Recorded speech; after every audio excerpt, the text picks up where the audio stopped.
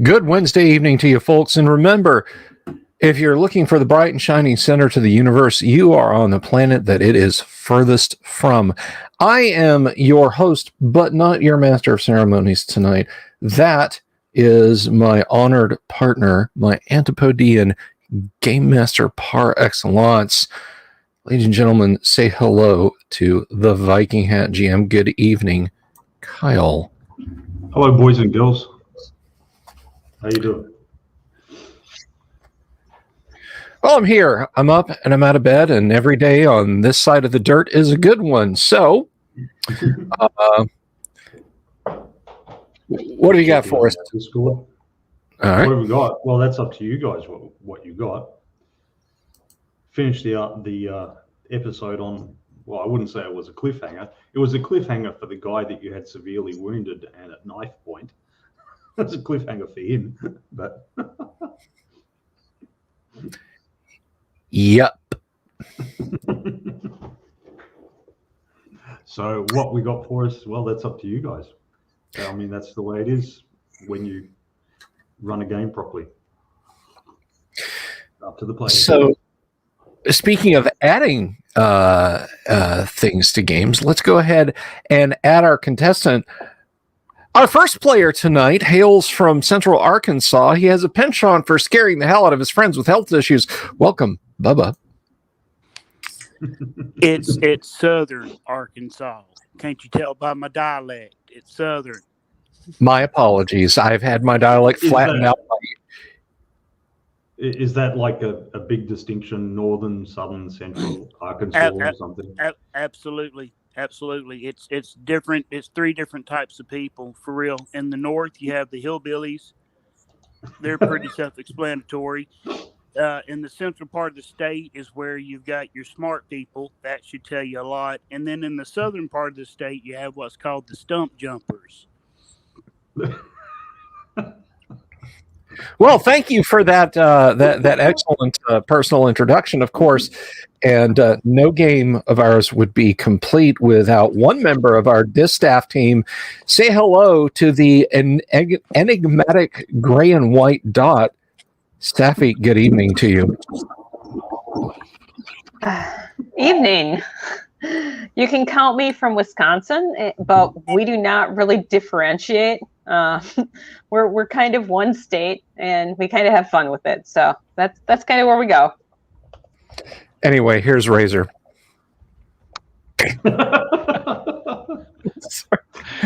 And how to follow that one. Anyway, here's Wonderwall.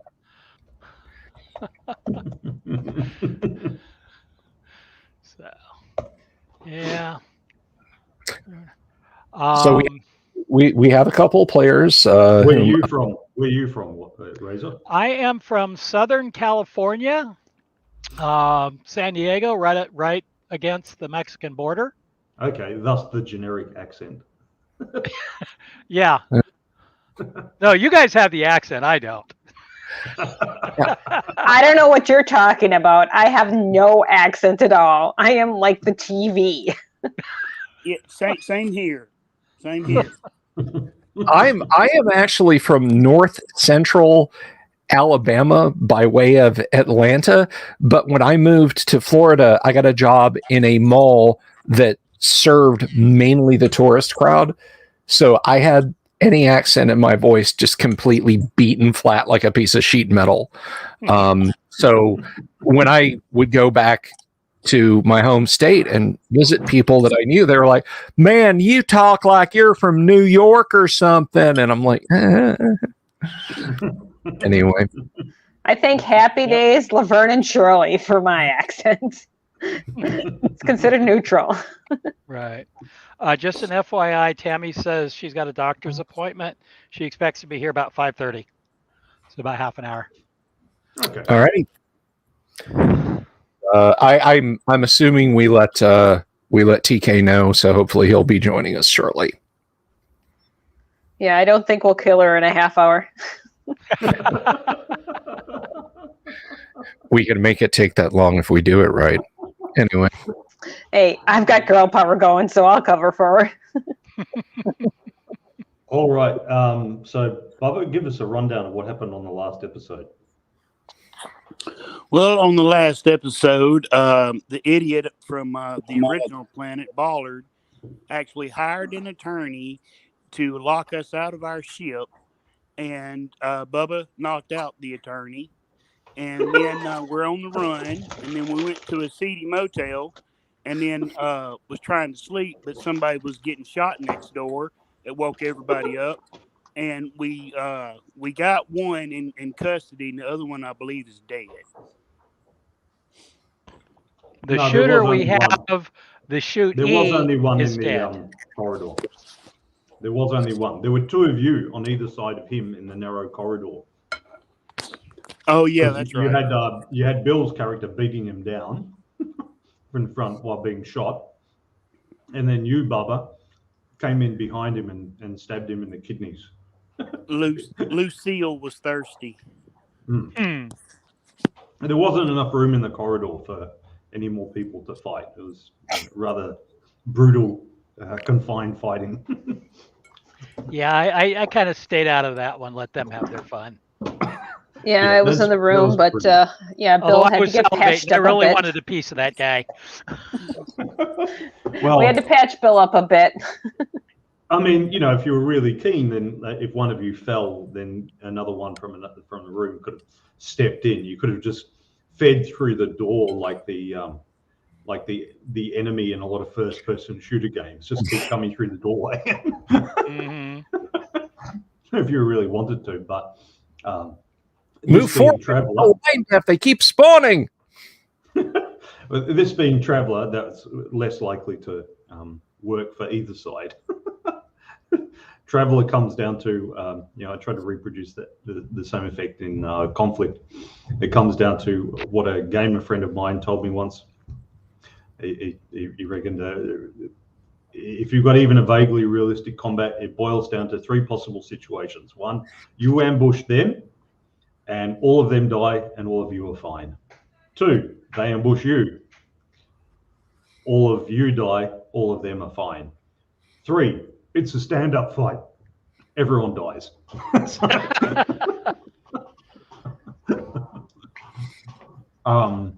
So in this case, you were in that everyone dies, except there were two of you and one of him, so down he went. Yes. Okay. So I'm conscious again, is that right? That's right, yeah. So you were reduced down to one of your physical stats down to being 0, which means you wake up again 10 minutes later with it brought back to halfway between 0 and your natural stat. Okay. We've got this guy under wraps in the hotel room he came out of, correct, team?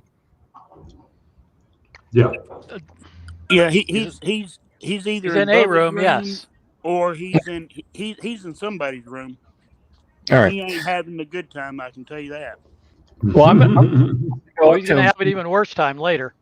Just kind of limp over, sort of holding my arm, not trying not to tear anything open. It's just gotten spray skin sealed shut and bandaged and so on. And I'm gonna look down and I'm gonna say, no, it's just got a sanitary pad on your wing. That's fine. on the lower back. Nothing quite yet. Hey, it protected it, so don't go there. In more ways than one. They are sterile. They are sterile and they are absorbent. So anyway, I'm going to lean down at this guy or lean over to him in his chair. I'm going to say, "You shot me.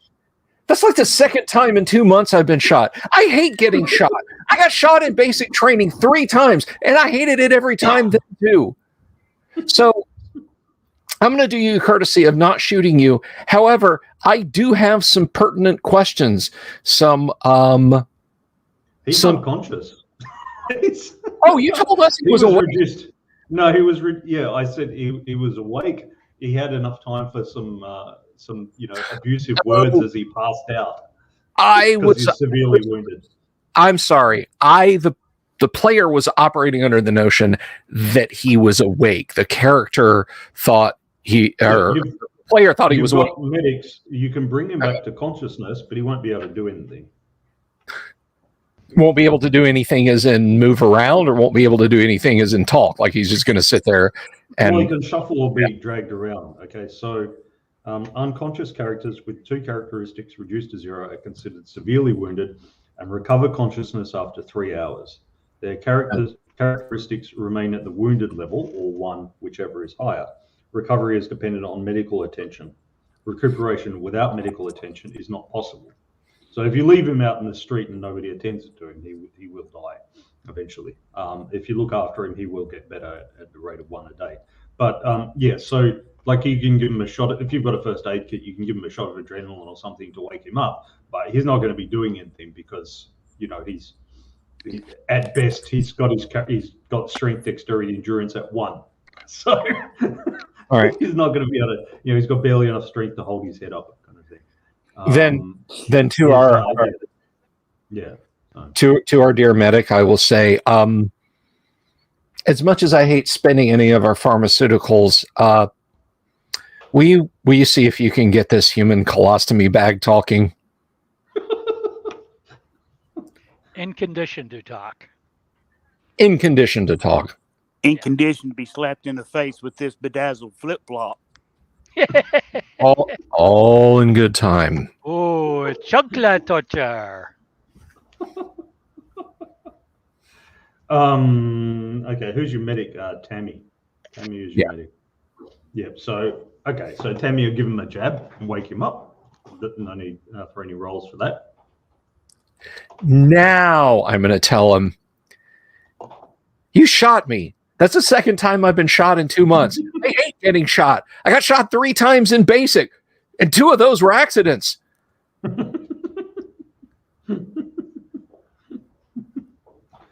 The last time I saw you were doing the best impression of a handful of charcoal briquettes I've ever seen anyone do. So clearly, we have many questions for you. 1, why aren't you charcoal briquettes? What can I say, mate? I'm persistent. No, I won't argue. So you're working with Ballard. You want the ship and the gold back, right? Me and Ballard have come to an understanding.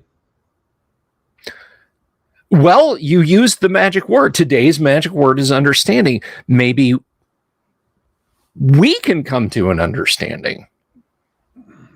Yeah, yous are really fucked now. See, guys, that's when I talk about team spirit and looking on the bright side of things. This guy's still got a sense of humor, even though stuff like this can happen to him. And I jab a couple of fingers into his injury and just kind of twist it back and forth. He winces. He takes it like a man, which is to say, he goes, "Ah!" Yeah. I mean, he was laughing a second ago, even though he knew that I am probably going straight back to grinning at you. Really not in the mood to be laughed. I wiped my fingers off on his face, even though I'm really not in the mood to be laughed at. But he took it like a man. So let's get to brass tacks, though. I think we've kind of, we know what we're about. Ship, gold, Ballard wants it back. You're saying that we are fornicated. Benjo says, is there? Says, what about the shot person in the next room? They you know, if they're still alive or dead, and presumably he killed him, this person. What about them? Didn't we check them already? No. I was under the You were too impression we busy. had. So No. okay. Well, in that case, while they're dealing with Mr. Shooter, I will go over and deal with Mr. Victim. Okay. All right. So you find in the next room of the flop house. So you guys are mistreating this prisoner in Bubba's room. In the next room, you find a guy who's been tied up and shot in the back of the head. And when you examine his person, you come across some ID. He's obviously a local, and he's got a very large bundle of Helderman script, like currency. He's got a very large bundle of Helderman currency. Okay. So the first thing that comes to your mind is that he's a collaborator, a local collaborator with the Helderman occupation forces. So, okay.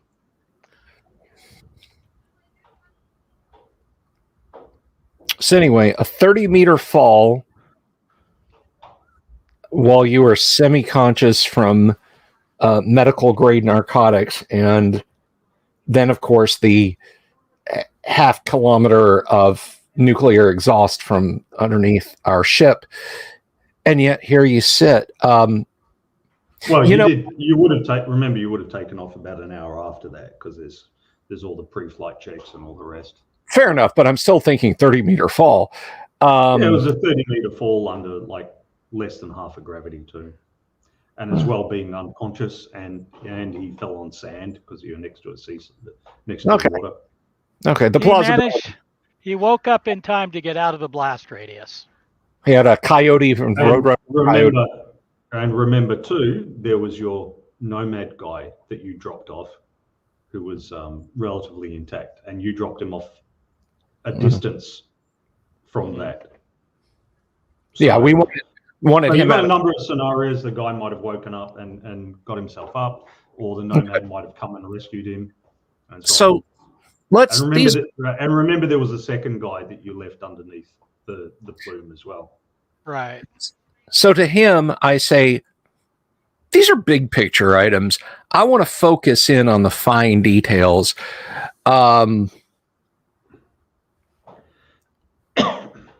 So just help me out with something.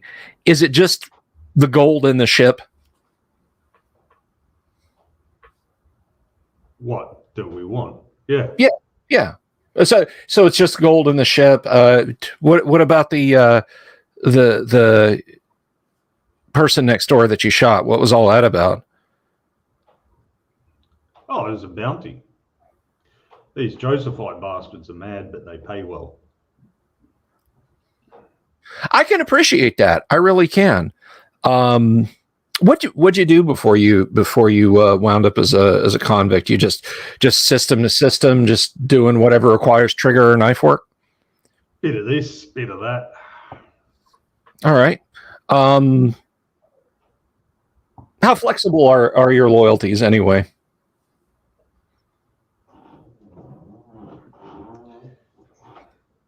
Man's got to keep his word, or he ends up like that bloke. Yeah, no, I can appreciate that. No, I genuinely can. But here's the thing. As you can see from our opulent surroundings, we're kind of at the ass end of our of our rope here. Honestly, we just want the ship that is now ours. I mean, it is ours by hook or by crook. We're going to get it back. All right. We have Ballard's rap sheet. We're going to get him arrested. We're going to get the ship, and we're going to get off this planet. And I like to spill as little blood as possible. Mine. He says What's the time, by the way? I'm not really in a position to look at my watch. What's the time at the moment? I did. You broke mine. Anyway, that's we'll worry about what time it is later. Here, okay. Hang on. Guys, he said. Just a second. Here's the thing. Here's the thing.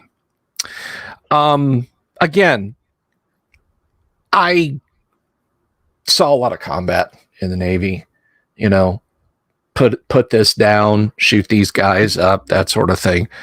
I don't particularly care for it, to be, if I'm being 100% honest. More of an administrative kind of guy. And with that associated goes all the killing and stuff.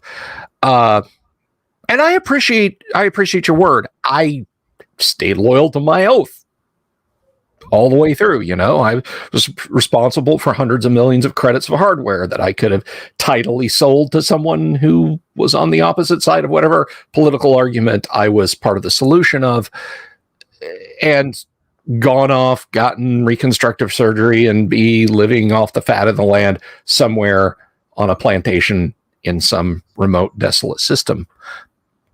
So I didn't. So I appreciate the loyalty thing. This is a little more base. This is a little more street. So here's what I'm thinking. You go neutral. I'm not saying you join up with us and suddenly you're all team. What are we calling ourselves, guys? It's not important now. Team flip-flop. Team flip flop. Your team flip flop. Your team flip flop. And I just gonna wrap my arms around Bubba's shoulders. Your team flip flop. That's I'm not even asking for that. What I'm asking is you step aside and give us a little bit of information to go on, and don't cause us any trouble, because option C is you dig your heels in on the word thing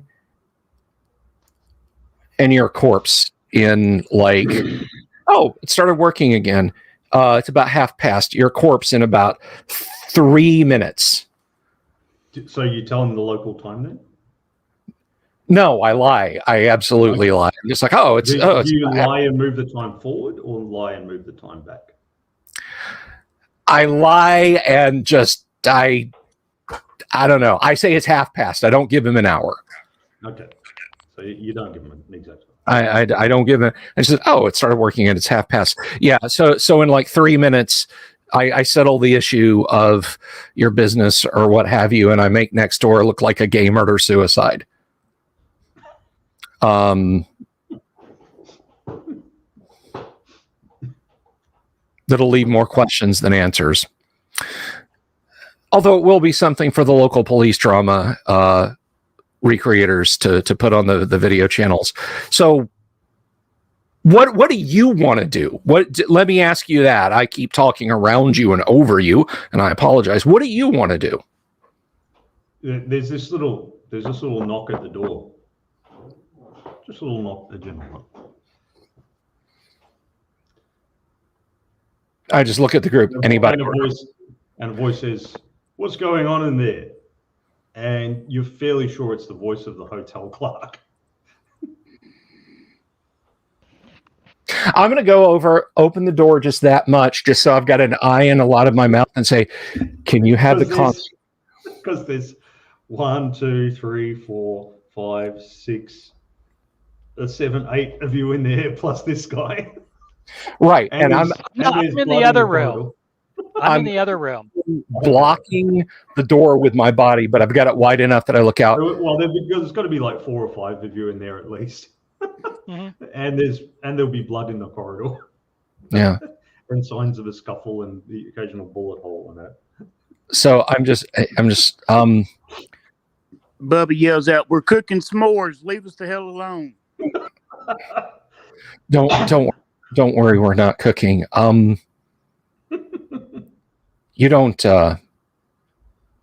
you don't happen to know any nearby shops that would sell contraceptives, would you? Like lots of contraceptives. Men and women both. And with that said, you You getting off your shift early? He looks a bit alarmed. He says, "Why is there blood in my corridor?" There's blood in your corridor? I have no idea. I heard a thump. Yes, down here, right in front of the doorway. I just kind of glance over with my eye. It's that time of the month. Anyway, keep me posted on those supplies. You know what? I'll hit a convenience store and get some club soda and get that cleaned up. So sorry. Clunk, click. Was that what I go back and sit down? 90 seconds. Was that what you were waiting for? No, he says. Okay. So it was. So what you hear the guy stomp off down the corridor. Okay. And then you hear some more movement, and you hear some murmured voices out in the corridor, including the hotel clerks and murmured voices. All right. So anyway, what do you think? 60 seconds. And then you hear a very distinct, and he says, "That's what I was waiting for." Oh. Either his buddies or the cops. I step behind him in a headlock. Well, it looks like the last 50 seconds or so have kind of gotten used up. So, okay. Now it's very important to know who's in which room now. Go. I think only Razor is next door. The rest of us are all packed into this room, which is either going to be very good or very bad. I have a human shield, so you know. How about you, Seth? Where are you? And who has the body pistol? I think Bubba took that, didn't he? Yeah, I've got it. Okay. I know it was in one of the rooms, just kind of hanging out. Okay. Well, how about, for sake of argument, we'll just put it in the order of the images on the stream. Okay. So in the top right row can be Bill's Reggie, and we'll also put what's his face, Benjo in there with Reggie. All right, and we'll put Bubba in there. They could be in that room along with their prisoner. Okay, and then there's the corridor, and then on the other side of the corridor is Kinder, and she can be in the room with Safi. Yeah. And don't forget Tammy. Tammy, yeah. I'm always a bit hesitant when we because we've got Tammy's character and we also got Ricky's character. I'm always a bit hesitant when the player isn't present to stick them in a room where somebody might start shooting. You know, I believe in letting players get themselves killed. Well,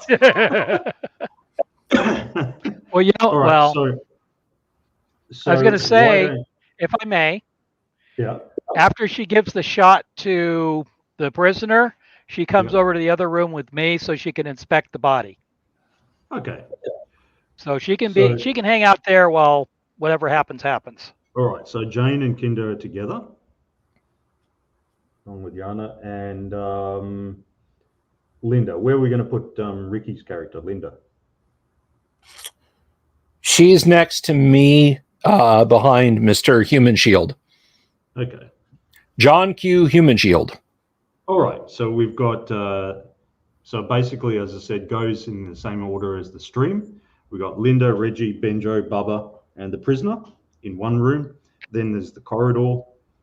And then down the corridor, not opposite, but on the same side, down the corridor, is Kinder, Kiana, and Jane. Are you in your own room, or are you in the room with the deceased guy? Me, deceased. I was inspecting what was happened in there. Mm-hmm. Okay. So the three of you in there with the dead guy. Rummaging through. Alrighty. So there is a heavy pounding on your door. He pounded the door so hard he fell off the internet, folks. I didn't do that, by the way. I've been sitting here doing my Rodan impression, so We'll be right back. He will rejoin us. Winky dink. Yeah, there he is. You hit the door so hard you fell off the internet. Yeah, it was just the what do you call it? Network. When it hit it hard, it unplugs the Oh. it unplugs the headphones, and when the headphones are unplugged, then it removes me from the stream. Doe. All right, Razor will be back in a second. He didn't know how long you were going to be gone, and I guess he had a thing. So,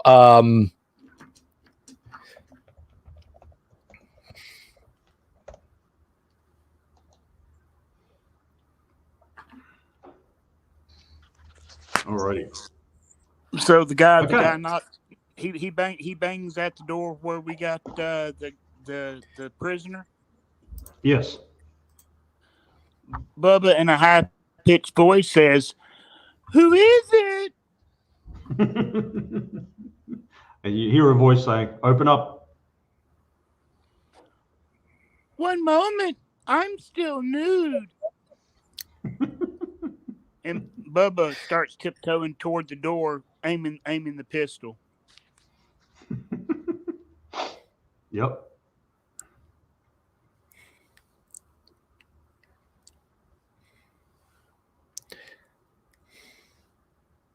You tiptoe, and then the door is kicked open.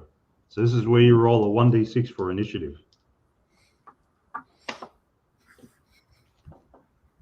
I'm back. okay. Our room door has been kicked open by someone. They are breaching. So roll initiative there, Tonka. It's on you, buddy. 1d6. And you'll add 1 for your tactics, and you'll add 1 for military experience. Todd. Hello. Mr. Nude. Hey, Bubba. So I'm rolling in his stead, not me, but so I could take on so many He rolled meanings. an 8. Because he rolled an 8. I got a 3, so that's a total of 5. Okay.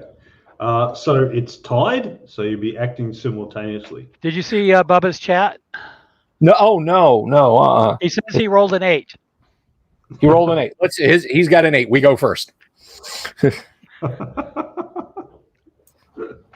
Was a roll. Did that before you rolled yours. Okay. No. All right. The door bursts open, and there's a guy standing there with a shotgun. All right, and so whoever's got the pistol, whoever's got a ranged weapon, can fire it in first. That is actually that's you, Bubba. That's Bubba. You have the gun. I'm shooting. You left it wide open. I don't know what they've taken. Can you hear me? Yeah. We got Okay, you. great. Yeah, I'm shooting. All right. I think it's 2d6. Kyle, you hit him so bad he fell off the internet again. Okay, let me see here. Where is my down here? Got to pull that out. That's empty. Well, I rolled a 7, a 4, and a 3. Okay. Well, you'll add some stuff to that, I think. Yeah, depends on his armor. That's going to be the biggie.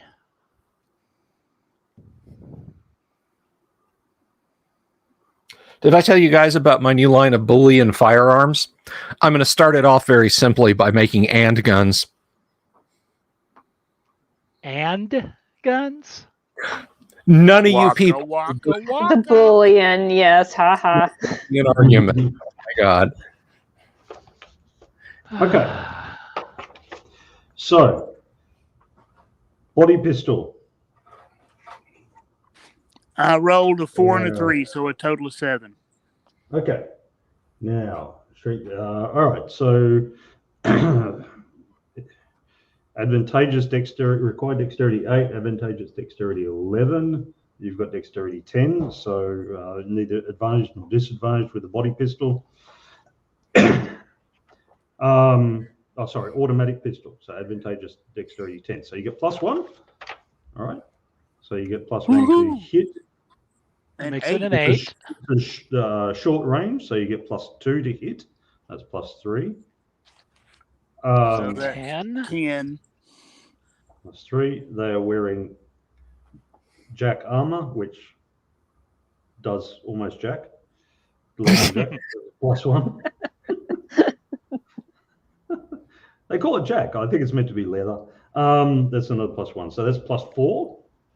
Okay, yeah. So boom, you hit him. Okay, and you do 3d -3 damage. All right. Big money, no whammies, no whammies. I wouldn't hate a 15 right now. Oh, we're doing that now. The old game shows. A grand total of 8. 8. Okay. Next, you're going to say, So let's make a deal. You shoot him, and you hit him. He's obviously hurt, but he stays up. Can I throw a lamp? No, you can't throw a lamp at him. Boo! All right. You can get a lamp ready and then throw it at him next time. I will do that since he's probably going to be focusing on the guy with an actual gun. How do you get a lamp ready? Pick it up. Pick it up. Practice. Unplug it. He also has to unplug it because it's no use throwing it. It's plugged and just falls to the ground. Damn it. So he has to reach behind. He has to reach behind the bed, move the bed, pull the plug out, and then. Either that or like the rest of us just rip it out. Yeah. Yeah, Or there's we not could a lot of room, particularly if you're trying to hide behind a guy using him as a human shield. Well, you Okay. know, with that cord, you could whip it good. Oh, Well, a problem did come along. Okay. Yeah, so you shoot the guy, and next round, every action is now simultaneous. okay. Okay. So his action is going to be to shoot the guy who shot at him. I am throwing a lamp at him. Okay, Bubba, you've still got a +4. All right. I get to shoot at him again. Yep. Outstanding. So if he hits him with the lamp, does that knock his lights out? A 12 total. That was really bright of you. Oh. So Oh, flash in the yeah. pan. So you'll hit him, and you roll your damage. All right. 8 and 5 is 13. So 13 minus 3 would be 10. 10. Okay. That'll almost certainly take him down. However, okay, now at the same time as you're shooting him, he's shooting you. He has a Right. shotgun. He has advantageous dexterity, giving him a +1. He is at short range, giving him a +1. That's +2. And short range also, and against nothing, no armor, that's a +5. So it's +7 in all. He needs an 8 or more to hit. Can I roll an 8 or more on 2d6? Yes, I can. No, you can. You got to roll snake Ooh. eyes. There's nothing about snake eyes being an automatic miss in the classic Traveller rules. No, but If you roll snake eyes, what did he have? A +7? Yeah. Oh, It still then, becomes 9. yeah. Oh well. Yeah, with it at short or medium range, Yep. an experienced person with a shotgun. Yeah. Oh, and just because y'all would know this, since all this woke Bubba up, Bubba still hasn't dressed, and he is he's in the buff. Yep. Okay. Either you have the dress on or you don't. Make a decision. Bubba, you take 18 points of damage. Oof. Okay, so 18 total, you say? Yeah. So Wow, that the is first such one, a large number. the first one goes onto your dexterity. Okay, so your dexterity goes down to 0, and then Okay. you've got another 8 points, which go onto your strength. So you're now, instead of being AA3, you're 203. Okay. Yeah. So you're now unconscious. Check and see if Tammy's there. Bubba goes down. Hello, Tammy. You're just in time for the gunfight. Yeah. Huzzah! Bubba done got shot. Help me. We're in the other Okay. room though right now. We might hear this though. Oh, well, I hear it. Yes, Well, I'm sure I heard the door everyone get hears kicked a in. shotgun go off in an enclosed space. Yeah. Would we have heard the door get kicked in? Probably Yes, the you walls would in have heard the this door kick- hotel aren't very thick. You would have So I heard have the an door action. kicked in. You would have heard the silenced pistol go off, and you would have heard definitely would have heard the shotgun go off. Okay. I have an action You when would have it's heard my the turn. shouting back and forth as well. So Right. So this round you can poke your head out and see what's going on if you want. I'm going to come charging out in the corridor with my blade in hand, looking for a target. Get him, Okay. Hey, I'm a Marine. There's come bullets. I'm charging. You come running out into a corridor and you see Yep. a guy holding a shotgun go boom and get shot himself and fall to the ground. And you see another guy, and it's Ray. It's the second convict. It's that Okay. second convict that you had. Well, he's going to And have then me in his face. And behind Ray, you see Ballard, your friend Ballard. Okay. As I'm charging in, I'm going to holler out, 2 more. And you think there might also be some guys behind him, but with the dimly lit and a bit of smoke from the guns and stuff, it's hard to tell. You get a bit of tunnel vision. Your adrenaline's kicking in now. Oh yeah. So I'm attacking the first guy. What you said was Ray? Well, yeah, Ray's down on the ground now. Oh, okay, who is it? And who's and immediately behind him is Ballard. Oh, well, if Ballard's behind him, guess what? He's got a blade coming out. Just line them up and get them both. I'm gonna try. I'm gonna make every chance I got. So, let's see. Okay. Well, there's a 7 on the dice. Yeah. I have a skill of 1. Yeah. And depending on his armor, if any. Yeah, he's wearing jack armor. Okay, so no mod.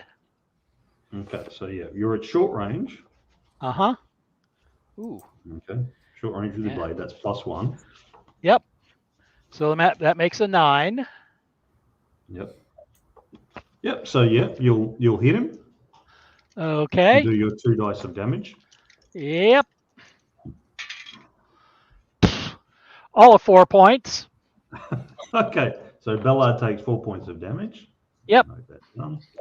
A little bit of a cut, but not much.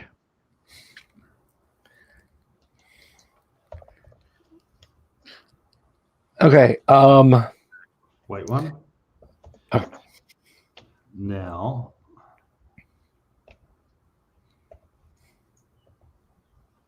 All right, now Ballard fires his shotgun. Boom. Doing 9, 11, 16 points of damage to Kinder. 16 points of damage. Okay. So the first lot of damage goes to her dexterity. Well, I am double zeros. Okay. So Kinder is severely wounded.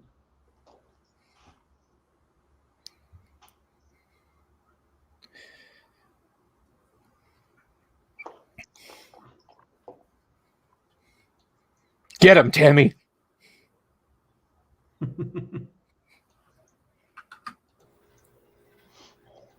just leap on him and pound him into mush. I think that's what I would have to do because I don't think I had any guns given to me when I. We have no guns. No, you would. Your guns were confiscated.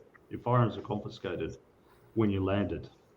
So if Ballard and his guys have got them, they've either got permission from the local authorities or they've got them on the black market or something.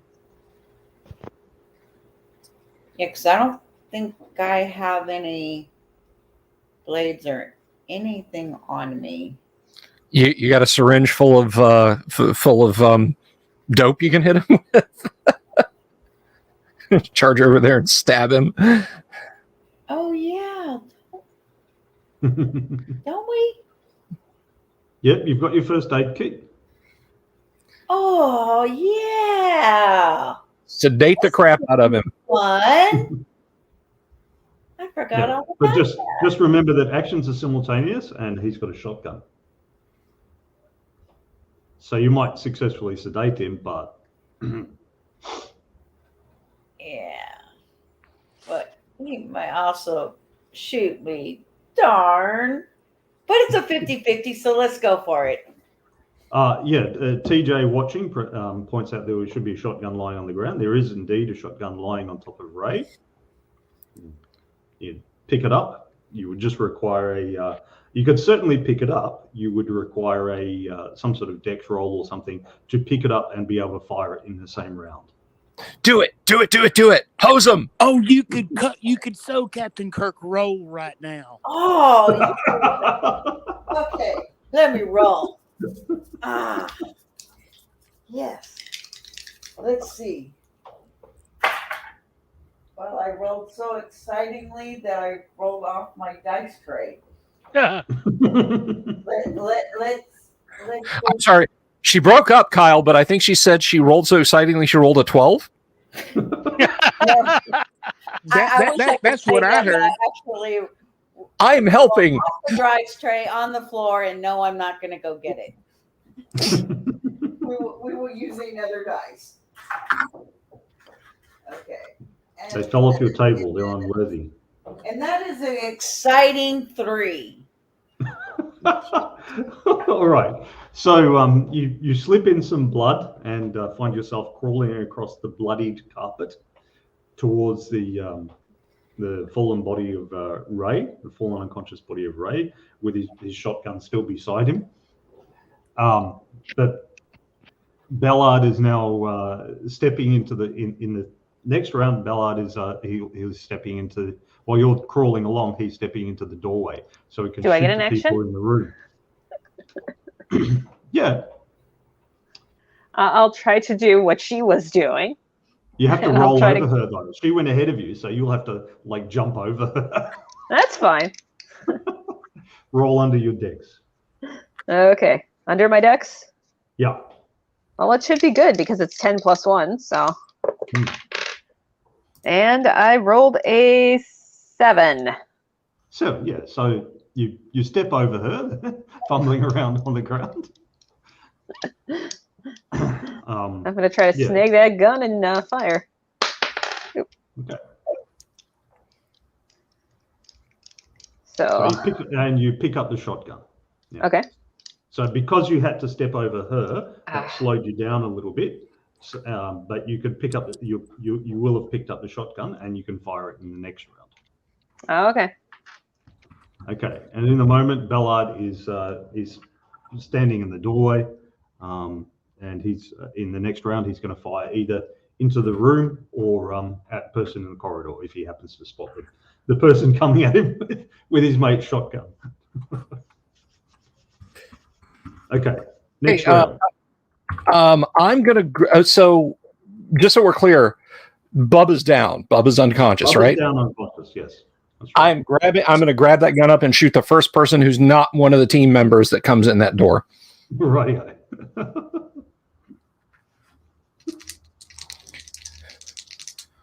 So that's what I'm going to do. I even, if necessary, managed to roll under my dex as injured as I am. I rolled a 4. Current dex is 5. Yeah, you don't. Sorry, poor communication. You don't need to make a roll because he's like right next to you. The roll was because you're having to go down the corridor where all the blood is and deal with somebody who's might be pointing a weapon at you straight away. You're in the room, he's right next to you. You don't need to make a dex roll in order to just pick it up straight away and use it. Sure thing. I just trying to stay on top of it. Yep. Yeah. Okay. So next round, everyone acting simultaneously. 1 to 3. I'll roll 1d6 and on a 1 to 3, Ballard notices someone coming up the corridor towards him with a shotgun.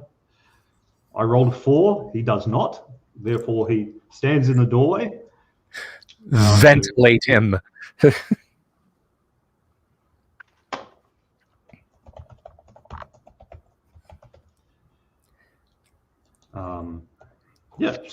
You ventilate him, and he will try to ventilate you back. You make your roll. So, Phil, you've got what, Dex 8? Nominal. I was wounded, so it's currently 5.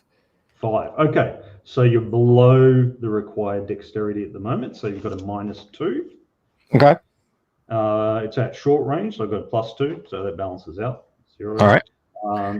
And he's wearing jack armor, which is +1. So you got a +1. All right. Come on, baby. 8 plus is a success. 8 on the nose. Ooh. Excellent. You get him. So you do 3d -3 damage to Ballard.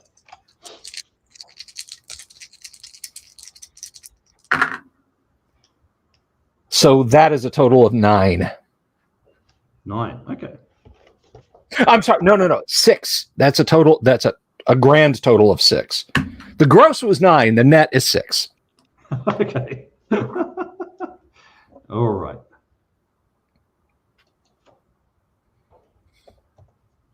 All right. Bella doesn't immediately fall over. Pity.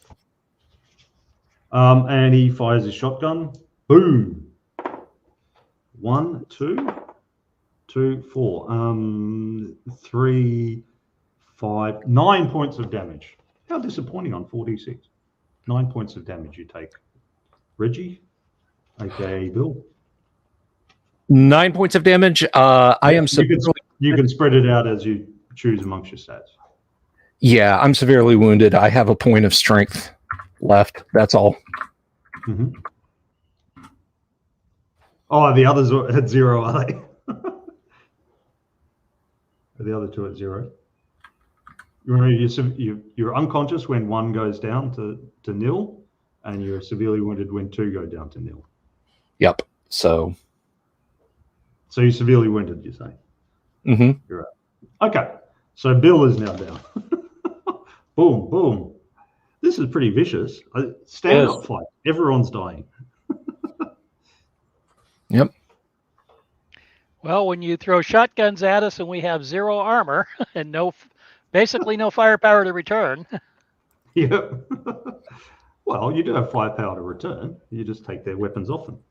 Okay. So Linda and Benjo are still in the room with the bloodied Bubba and Reggie. And Kinder, Jana, and Jane are still up and intact. And Kinder has got a shotgun now. And yeah, so now it's your turn to have a go at Ballard.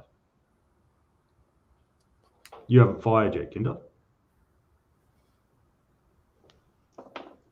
Who? Razor, you haven't fired. No, I'm out. You're out. Oh, sorry. Yep. Yeah, I'm one of the. I'm It's, severely it's wounded. Safi. Yeah, sorry. It's Yeah. Safi. Yeah, Yep. Sapphire. Yep. Yeah. Yep. I've got a Sorry, shotgun. Yep. Yeah. I grabbed should've it, so gone I for get the to fire shotgun, this but I time. didn't. Yeah, yep. Sorry. My mistake. All right. Safi's Yana. Okay. You don't even need to roll to hit. You cannot miss. Okay. You Okay. cannot miss because, like I said, there's at least a net 2 plus 7. Nice. You know, there would just be a slight chance if you were, you know, not strong enough or something. Required dexterity level 4. Yeah, I think you can manage that. Yeah, I've got 10 plus 1. So. Yeah, so that would only be it. Basically, at short and medium range, the shotgun against unarmored targets, the shotgun can't miss. That was the subject of a little article about Traveller, where the guy was defending it as a reasonable system, saying, what do you do going up unarmored using no tactics and no cover against guys with shotguns within 10 meters? What are you doing? Oh, yeah, no, that's historic. That's true. I want to give our audience some perspective. Those of you who've seen me do the occasional panoramic view of the studio here, imagine that space with at least 9 people, 4 of whom have shotguns, 1 of whom has an automatic, all shooting at each other. That's what's going on right now. That is exactly what is happening right now. So how many dice do I roll for damage? 4. All of them. Just pick 4? up all your. Yep. Hey, I've got a Yahtzee set of dice, so I went to the dollar store. I've got a few. I guess in this case, they would be Shotzi. Okay, so 19. 19. Oh, God. She just painted the side. 19 points of damage. His remaining physical stats were 2, 7, 6, so a total of 13. So you have killed him irrevocably. Ballard is gone. He is no longer your problem. Sissy, bring in the heat. Hell yeah. So I start heading to the other room now. Make sure there's nobody else in the corridor. Yeah, I'll look at the corridor first, just in case. Okay, let's just review how this played out. It was a bang on the door. The door was kicked in. Bubba shot the guy who kicked in the door. That guy stood up. That guy returned fire. Boom, with his shotgun. Took down Bubba. The pistol got picked up. Blam, shot the guy with the shotgun. He went down. Ballard comes forward, ready to repeat that. And then the girls come out of the room.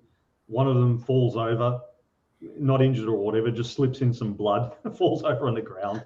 Her mate jumps over her head, reaches down, picks up the shotgun, boom, finishes off Ballard, just as Ballard goes boom and shoots Reggie. This was it. Jimmy Invicta says this session is rapidly turning into a Tarantino vignette. Yes, yes, with some John Woo overtones. Tarantino in space. Pretty much, yeah. Oh, what is the Angelina Jolie movie?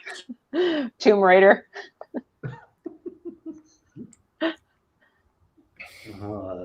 No, this is like Machete Kills in space. Murder hobos with shotguns. Machete 4. Machete in outer space. All right, so Ballard is dead. Your mate Bruce is still tied up, looking around at all this egregious bloodshed with a grin on his face. And Ray out in the corridor is severely wounded, but not dead. Do something about that, won't you? Sorry, I'm unconscious. Yeah, I'm out of it, so I can't do squat. Wait, shotguns in a hotel corridor? Is anybody screaming, "I will show you the life of the mind"? This little. We're not in the best hotel, so I think we're okay. This is just a normal day for them. Yeah, it's just normal standard days. You normally go around shooting in the corridors. Just a normal day at the hotel. Yeah, and they're like, hey, and when they leave a review, it's like, in the shooting that happened, at least one of the 3 people had a silencer. So you're only partially woken up. Right. Otherwise, it was just thunder on a stormy night. That was quite some thunder. There was like 3 or 4 shotgun blasts. That would echo really badly down the corridor. Okay, and there's considerable viscera in the corridor as well. So there's that guy still severely wounded. Okay, so his name's Ray, out in the corridor, severely wounded. And then there's Ballard, who's dead. And then there's Bruce, who you've got tied up in the room.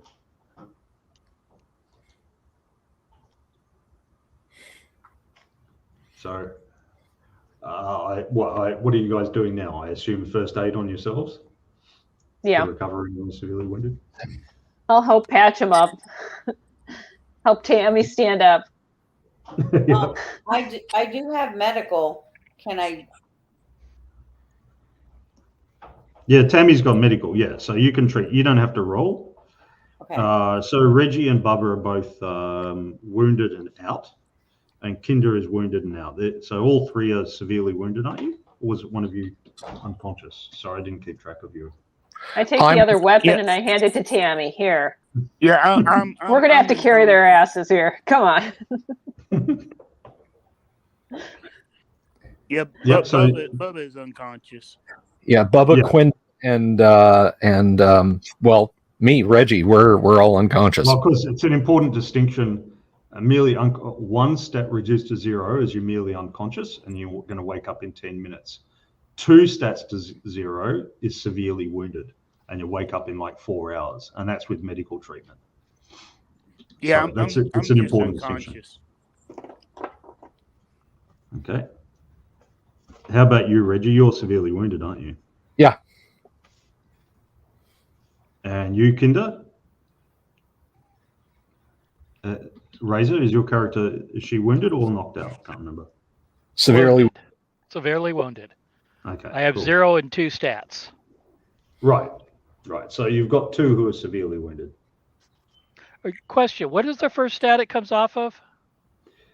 Or what's the order, I should say? Let me put it that way. Some people say endurance. I usually just make it a random one. I roll 1d6 and 1 to 2, 3 to 4, 5 to 6. Okay, do me a favor then.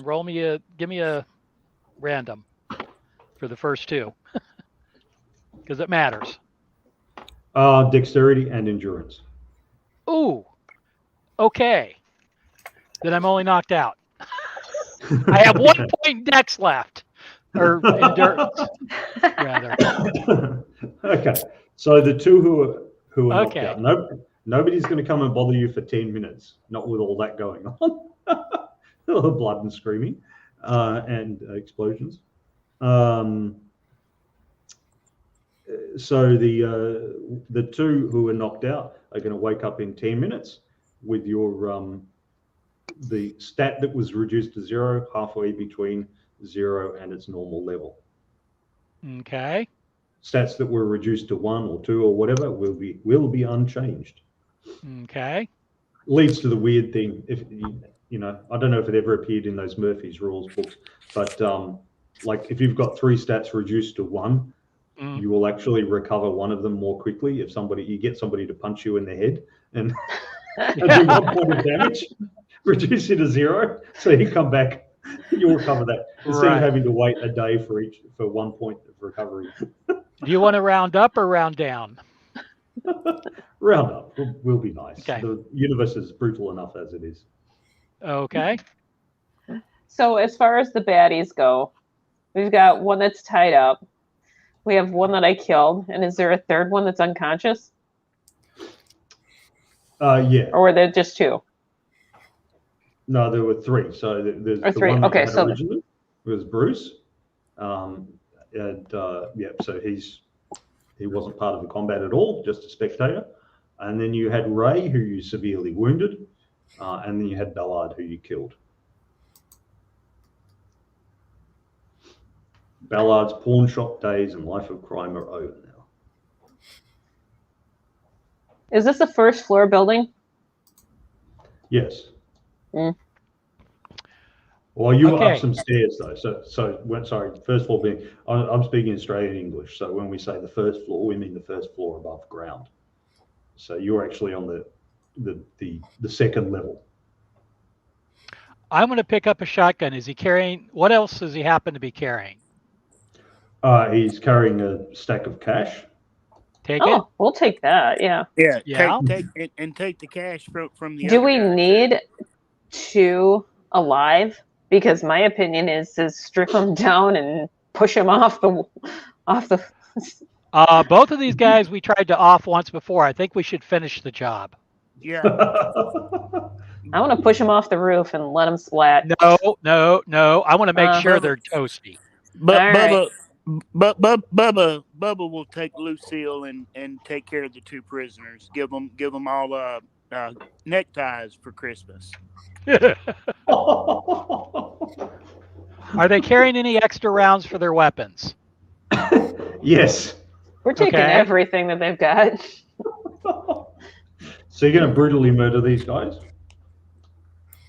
Of course, we take everything they got. They're Yes, Remember we that- are. everywhere. Remember, this is a relatively high law level world, being under military occupation and stuff. Considering as how we're not supposed to have guns, I think we're a little past the. Yeah, but I mean, you're still going to Law go level. out onto the street and that, so at some point. Yeah. I don't know. I mean, unless you want to hang around.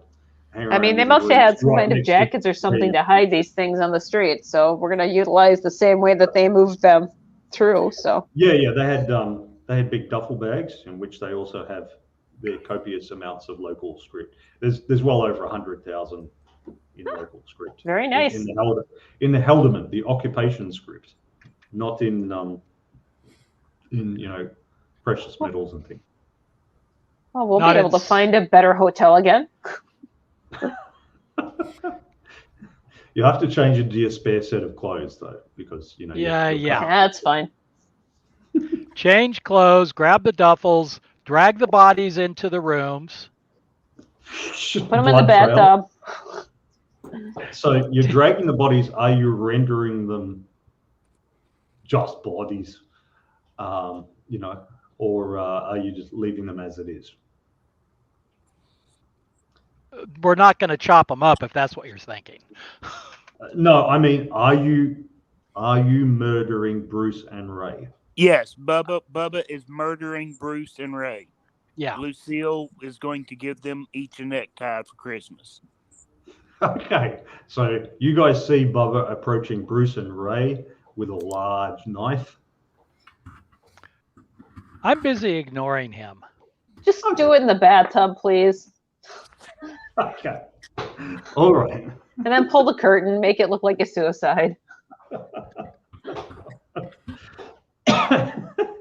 All right, so you brutally murder these guys. And Bruce is unconscious, so he protests by screaming at you. He says, we've been working with the occupation. They're going to track you down, and they're going to kill you, cunts. Well, not before I kill you, so I win.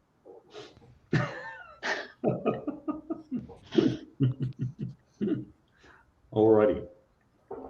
So you brutally murder these guys, leaving a trail of blood and destruction and viscera behind you, as players are wont to do. As any good Marine would. We are good murder hobos. Well, we'll see if you're good. We'll see if you survive the experience. I wanted to hire Bruce. I gave him every opportunity. I was going to shoot him if I had stayed conscious. I would have been like, "Oh, look, that firefight took more than 60 seconds, and I gave you every opportunity." Pop. But it got taken care of. So yeah. So how? So who's carrying Reggie? He's severely wounded. He's been shotgun blasted. So somebody has to carry him. I've got a strength of 7, but Well, he's got to give an indication of his size. He's got a strength of 10. Reggie has, so we can consider him to be a size 10. So somebody with a strength of 10, or 2 people with 10 strength between them, need to carry him. Well, I have a strength of 8. Normally, well, Bubba Tammy, has a you strength grab of one arm 10. and I'll grab the other. Works Yeah. for me. Yeah. Yeah, you guys can do that between you. So normally Bubba has a strength of 10, but he's a bit bashed up at the moment. You know, I can lift him, and then, oh, no, hang on. If I do that, my bandages will burst. Right. So, he doesn't have, he only has strength 2 or something at the moment. So Yeah, but Bubba's down to a strength of 2. It's all good. We got it. all right, so the ladies will carry him. Are you going to carry him one at the top end, one at the bottom end, or No, between you? we're gonna like help him pretend to walk, and I'll be on Like one arm he's and he'll be on the other. Yeah, like he's drunk and he's between. Yeah. They're pulling a weekend at Bernie's. weekend at Red. Quick question: what were the names of the 3 people that we fought? Ballard, Ray, and Bruce. Bellard, Ray. Thank you. So Ballard was the. Yes, I know who they were. It's just names were eluding me.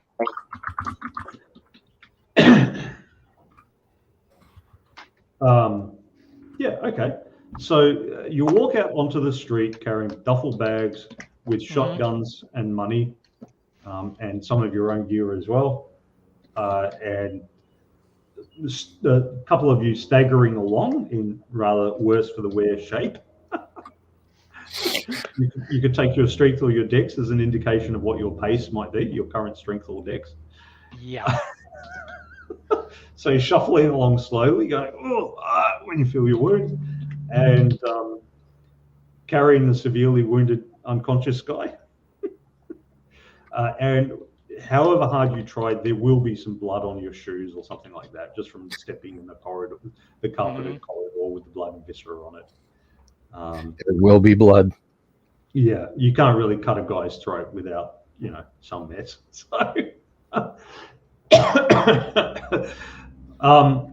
so you go down the street. What sort of place are you looking for this time? What sort of hotel? Hey, it was only Bubba that did it, and he has flip-flops, so we can rinse those off. Yeah, because they'll mess up his bedazzle, That's right. We can't mess up the bedazzled flip-flops now. That's a law. 3 people have died over these flip-flops, and 1 got knocked out. It's a serious thing.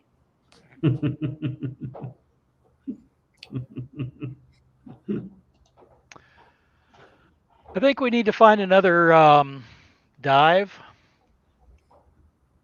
because I'm not sure that we can. Benjo says, I think we need to get off this rock. Yeah, we do. But how? Well, ideally. Do we have any of our connections in like the past month that we've been stuck here that we might be able to crash at their place for a night? Well, you haven't been making connections. You've just been having leisure time. You didn't say that you were trying to make connections. You weren't trying to connect with the underground or with the authorities. You said you were just engaging in leisure time, and you spoke to the Commonwealth Marshal. But I mean, you spoke to the courthouse guy. Because I'm sure Bubba hooked up with somebody in the meantime. Well, he tried. We could crash there, have an after party of it. That's going. Aside from that, it's the guys at Fannie Mae's or Achtung Visitor, the shipyard guys. They're the guys that you know the best because you keep visiting the ship, going, "Is it ready yet? Is it ready yet? Is it ready yet?"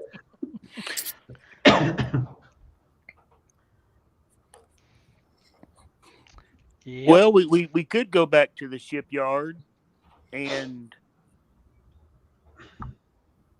If they hadn't have taken that grenade, we could have caused a diversion at the shipyard.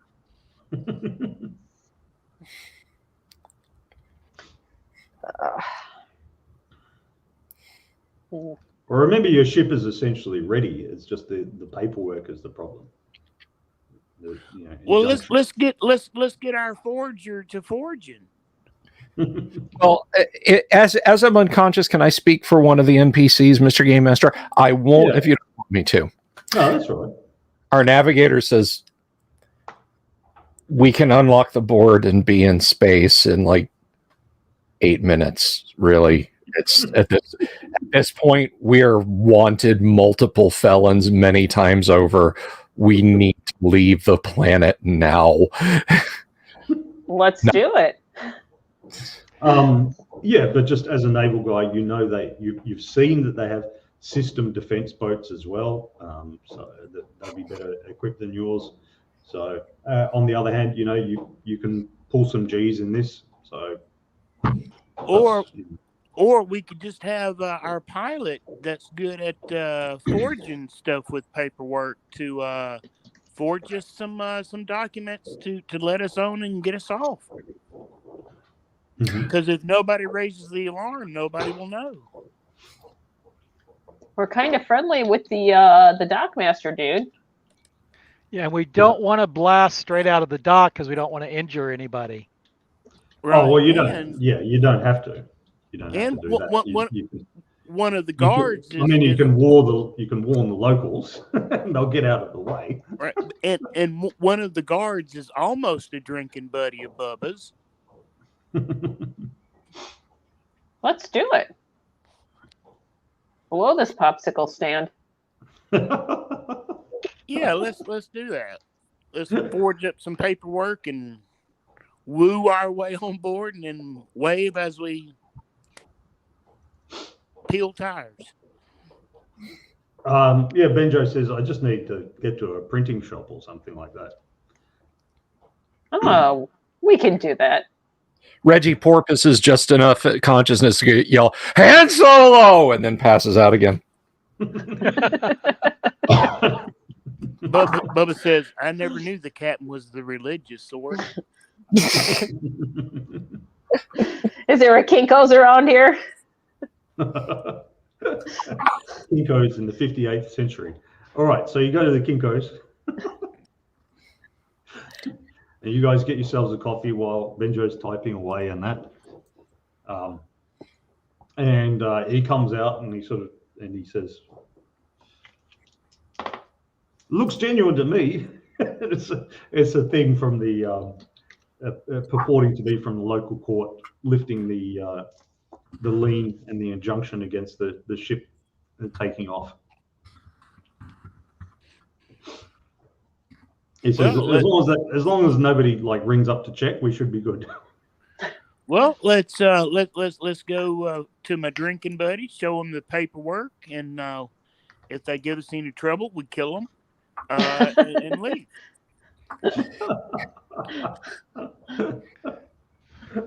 All right, so you go to the entrance to the airport. Of course, there's security for people coming and going, and you see the guard at the airport. And yeah, he's one of the Haldeman occupiers, and he says, "My God, what happened to you? Rough night. You look like Shice." Yeah, we got into a contest, and well, it looks like you lost. We're walking away from it. Bubba just starts yelling, "I'm the Venus Snitchel Queen. I'm the Venus Snitchel King."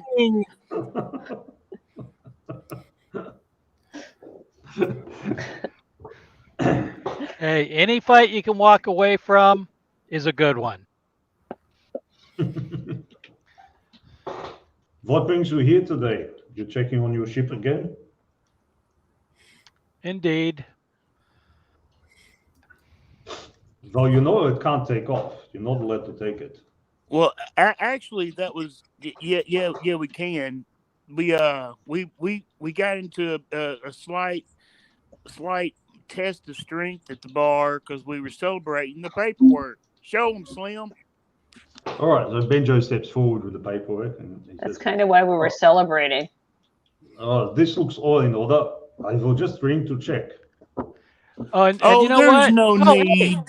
No.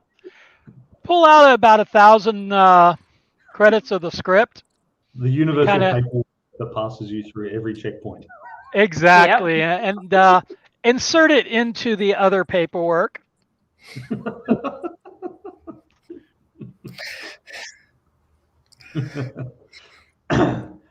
All right. Do you have bribery skill? I do not.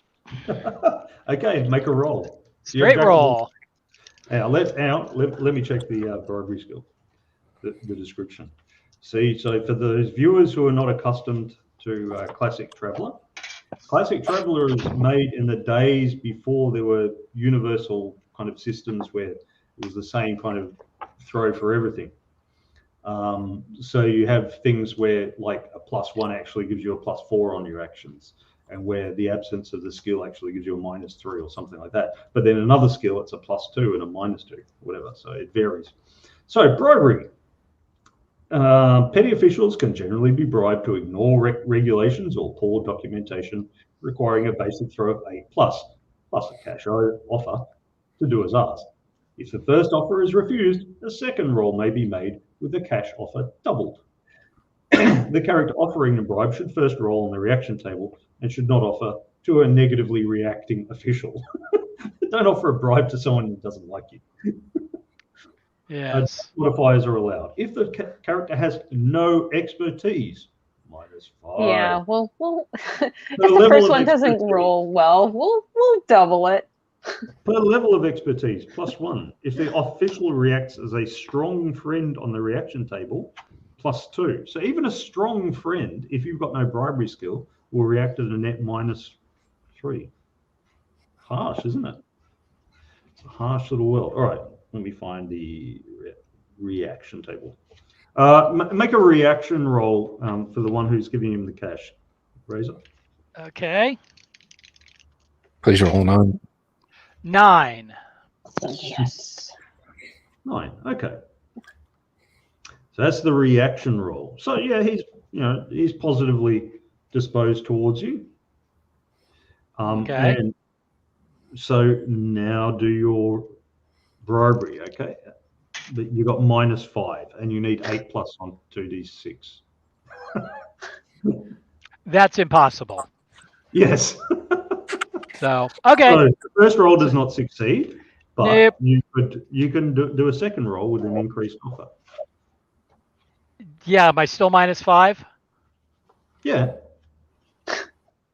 Then it's still, I can't do anything. It just depends how well. I mean, The absolute maximum I can get is a 6.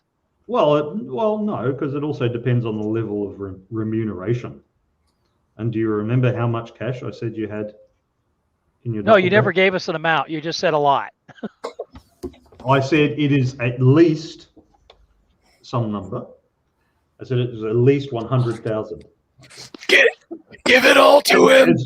As well, the other thing to remember is that also in your duffel bags are things which wouldn't get past the airport security anyway. Just give them a bag. Just give them a bag. Well, guns and cash. Just give them a bag. Say, I would say here's for you. Let's kick it up. Kick it up to 10 grand. Here's a portable Warren Zevon song kit. Take it. Leave us alone. And the office wanted us to drop off the Christmas bonus while we were here.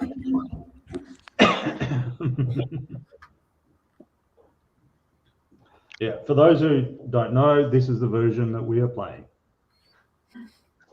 Classic Traveller. I mean, easy come, easy go. We can do this again. We've got stuff on the ship. That's not what I'm worried about. I was gonna kick up 10 grand, but if you want to give them everything, that's fine. Hey, we need to get off this place. Script. It's going to be worth. Oh, I know it's worthless to us. But on top of that, this guy's probably like a private or something. So even a grand is like a lot of money to him. Yeah, it is. Drop 10 grand on him, he'd probably his eyes turn into dollar signs or something. Yeah, his eyes turn on dollar signs, and he just keeps looking at the duffel bag, and he just keeps looking at the duffel bag, and he says, "I see nothing, I hear nothing, Just I give him know the bag. nothing." Give him the bag. As long as his And gun's not in it. He's got a mate right behind him. He's got a mate right behind him who peers over his shoulder into the duffel bag. I also see nothing. I hear nothing. I know nothing.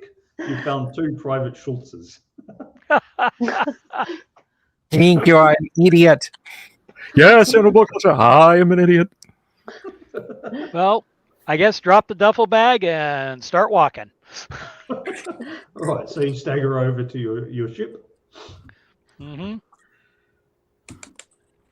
And you see the guys at the shipyard who greet you once again. And there's the head of the shipyard, the head of the repair yard, and he says, "I told you, guys, the ship's ready. You just need permission to take off." This permission, right? He looks at Oh, it. we've got permission. Good enough for me. You already paid me. Okay. Alrighty. Make sure you check with air traffic control. Roger that. It's all fueled up, ready to go when you are, he says. Okay. Very good. Could you join us over at the airlock for a moment, please? Yeah. Thank you. It's down at the bottom, yeah. Okay. Okay. Guys, take anything you want out of the duffel bag, all the money that's left in it, give it to them. Because it's useless to us at this point. Sounds good to me. A Christmas present. Use it how you wish. We have enough TP on the ship. Great, he says. Great, he says. Great. Okay. All right, so they get in a little industrial lift to lift you up to the level of your airlock, and you get in, go in. Everything's humming along at minimum power. Okay. Do your pre-flight checks. Well, So since are I you have gonna nothing bother- to do on the ship, I'm going to go get in my seat and relax. I go into engineering. Yep. So you go different sections in engineering. All right. So for the viewers, the captain is Reggie Willie. The pilot is which is Bill. The pilot is Benjo Cameron, who is an NPC. The navigator is Jane Arquette, played by Tammy. Engineer is Jaquel, who is an NPC. Don't have an electrician. Do have a mechanic, Jana Hessen, who's played by Sapphire. Don't have a designated a sole medic, though Tammy's character acts as a medic as well. And the 2 payload officers are Linda Zhao and Kinder Bud, and Bubba acts as security. There isn't an official security position on the ship, but they made one just for him.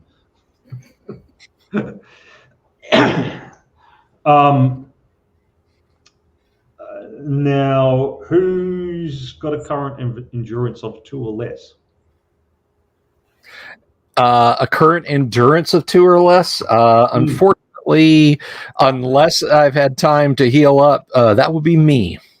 I'm also at a 2. Okay.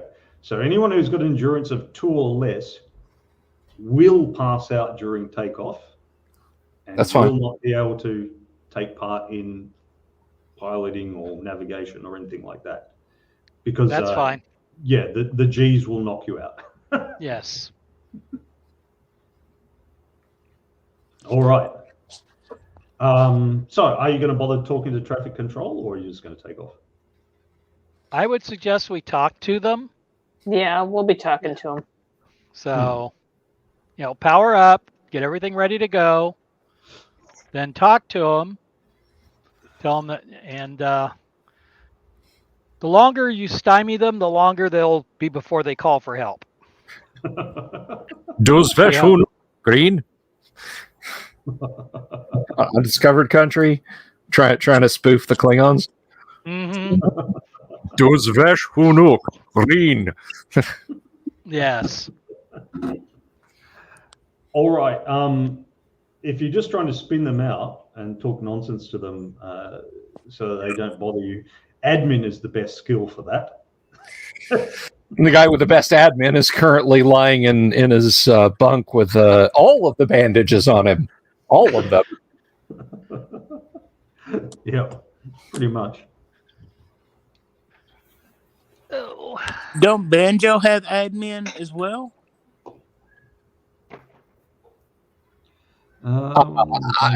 Game Master has the character sheet, so. Let me check the Benjo. We're all fine here. How are you? Negative radiation leak here. Give us a few minutes to lock it down. Very dangerous. Company's coming. Pretty much, yeah. Pretty much. All right. We're going to start asking about their kids, their family. Benjo says, I'm doing pre-flight checks. I don't have enough time to talk crap with them. So, yeah, he's doing all the pre-flight checks and the navigator's doing her work. So, yeah, it just comes down to sheer luck whether somebody is going to at some point say, hey, wasn't that ship, locked down? What's going on? And check. It just comes down to sheer luck. Who wants to roll the dice? Roll a 1d6. I'm leaving it to. I'm unconscious, so. I'm going to be unconscious momentarily. Tammy, roll the dice. Roll a 1d6.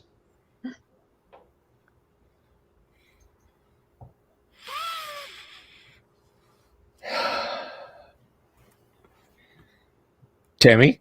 Oh. Roll a d6. Roll a d6. You have your hand on the karmic tiller of our cosmic fate. And I rolled a 2. 2. Okay. So you guys are still going through your pre-flight checks, and one of you looks out one of the portholes, and you see a vehicle full of soldiers, full of Haldeman soldiers, come zooming along towards you across the spaceport, along towards you. You can't just. I guess this pre-flight is going to go fast. Let's get going. Wait till they get right up to us and then fry them. Skip the safety checks. We don't really need to do pre-flight checks. Let's just take off. I mean, honestly, the ship has been rebuilt stem to stern. Everything that is supposed to work is working. So, but as well as it can be, given the design, the 40-year-old. When the guys pull up in the truck and jump out, Bubba gets on the PA and says, "Snap into a Slim Jim." Oh yeah! All right. So these guys come. So yeah, you tell me if you're just going to take off, or if you're going to wait until everything is done. No, I think we're taking off. All right. Who's making the call? Who's the co-captain or the second captain? Who's making the call, or who's going to take charge and just start yelling at Benjo? Well, it's either you or I, Tammy, because there's not many people awake. You started leading, so you can continue. Fine, let's go. Let's get out of here.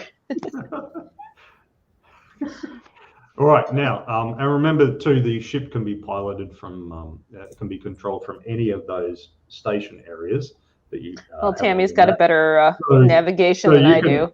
You could just see the hitting the throttle. You could just like go flick, flick, and then punch it.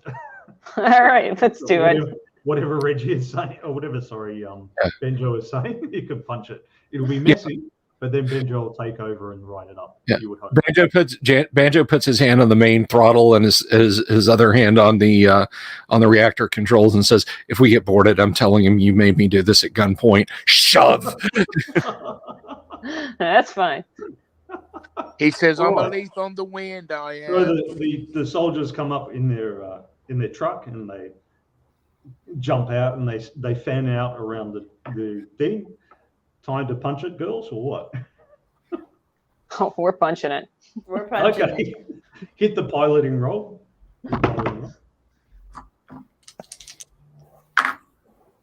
That would be with his skill and everything, a total of 11. Okay. Off it takes. Surprisingly neat. Surprisingly neat and upright takeoff. You don't see what happens to the soldiers because all the exhaust comes out the bottom. It roars on up. All the superheated water comes barreling out the back, superheated by your nuclear reactor. That's going to leave a steam burn. It shakes out. All those guys with 2 or less endurance now pass out as you roar up through past 2 Gs. Mm-hmm. And then the others remain conscious. They push back into the seats, roaring up through, up into the sky, up through the atmosphere, to the wild up to about, yonder. at about 30 kilometers up. He says, "Okay, max Q," and the thing shakes the most. That's when it shakes the most at that point, and then it steadies out and comes up into orbit. We break free of the gravity. Let's keep Gravity. flying through. We are ducking and weaving as we're going, just in case. Okay. So now, Navigator Tammy, do a proximity check. That would be. So you just use your navigation. 10. So roll 2d6. Yep, 10. Okay. Anything nearby? There's nothing immediately nearby. You're most concerned about system defense boats that just happen to be in the same orbit or something, but there's nothing immediately nearby. At the moment, you're just in orbit around this lovely world. I think we're just trying to get out of this system. Well, we need to figure out where we're going to go, then plot a course. Out. Yeah, you'll have to figure out which world you want to go to. All right, let me just find.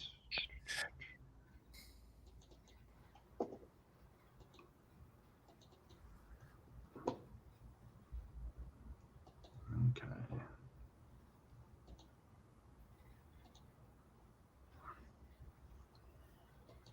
Let's find the subsector.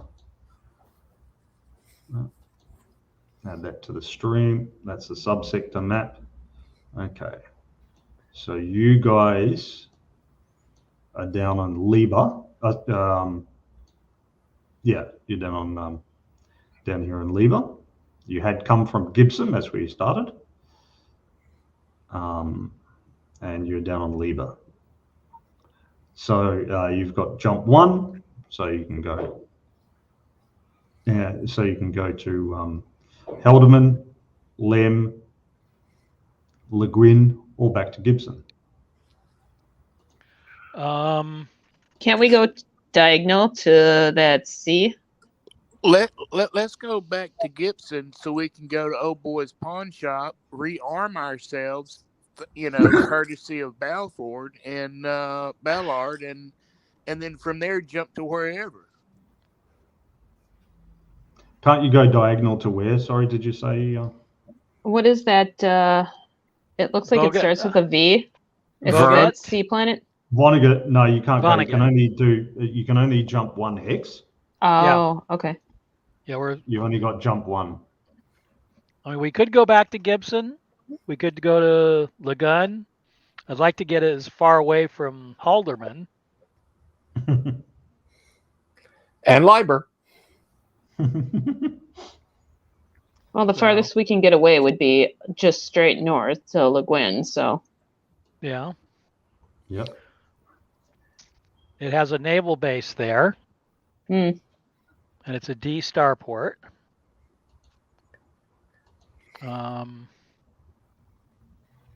These things don't use hydrogen fuel, so gas giants don't matter. Do we know So- what kind of system it is? Politically? Gwen? Yeah. Le Guin. It's a low population world. It's a dukedom. It's very low law. You can carry around light assault weapons if you want. Oh, that sounds good for us. Yeah. Does have a tech alpha, I believe.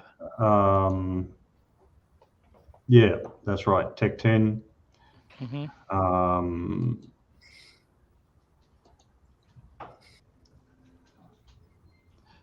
Yeah, it's low gravity, medium atmosphere world, fairly dim. The naval base is also a civilian starport. So it's a combined, okay. Yeah, combined civilian naval one port. They obviously think it's tactically important for some reason. Yeah. Yeah, I don't think Ballard would have left anything on Gibson for us to loot. Because if he left there, he probably folded up his shop.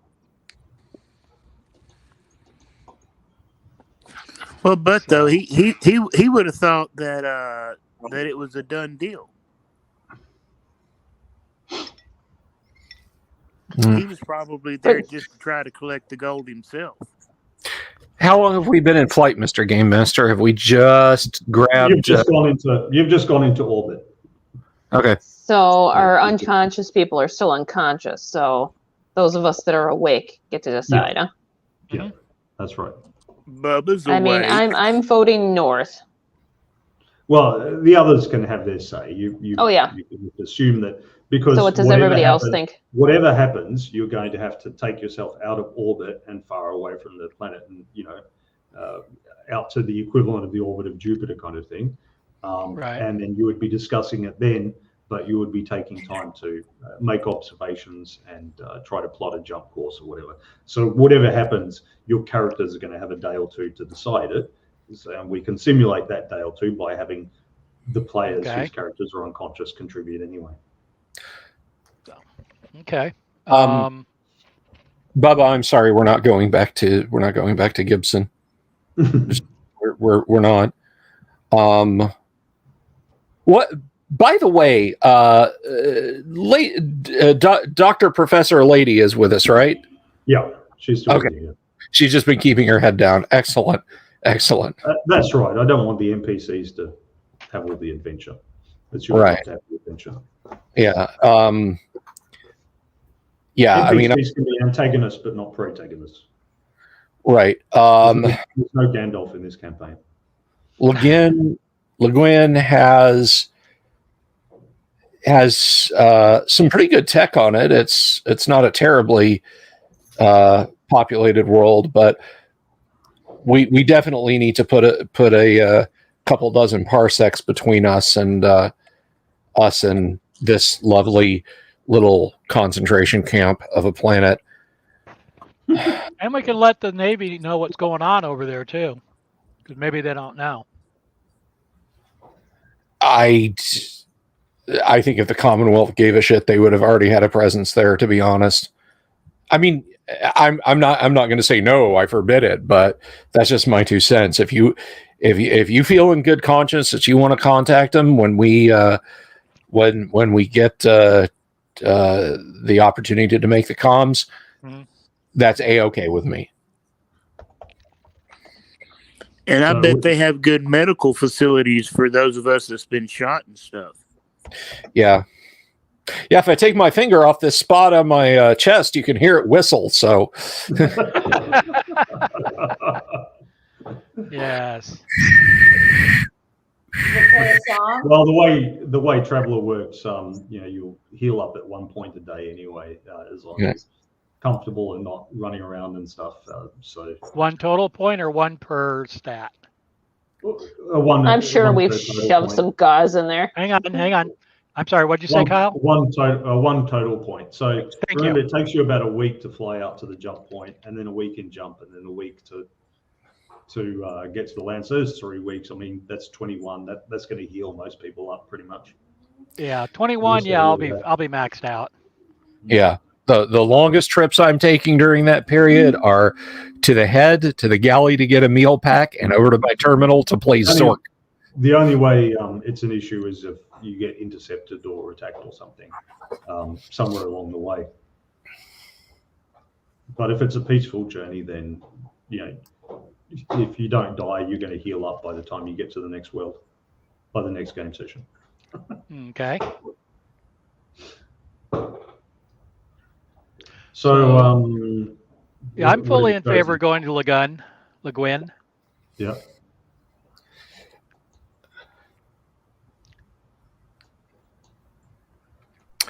It sounds like we have consensus. Yeah, I'm for that too.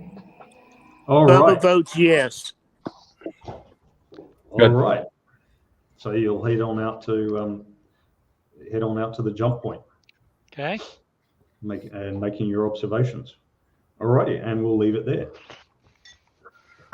All right. Well, that was a lot of fun. Another excellently run game. Again, Kyle and fellow players. Very well done. Tarantino in space.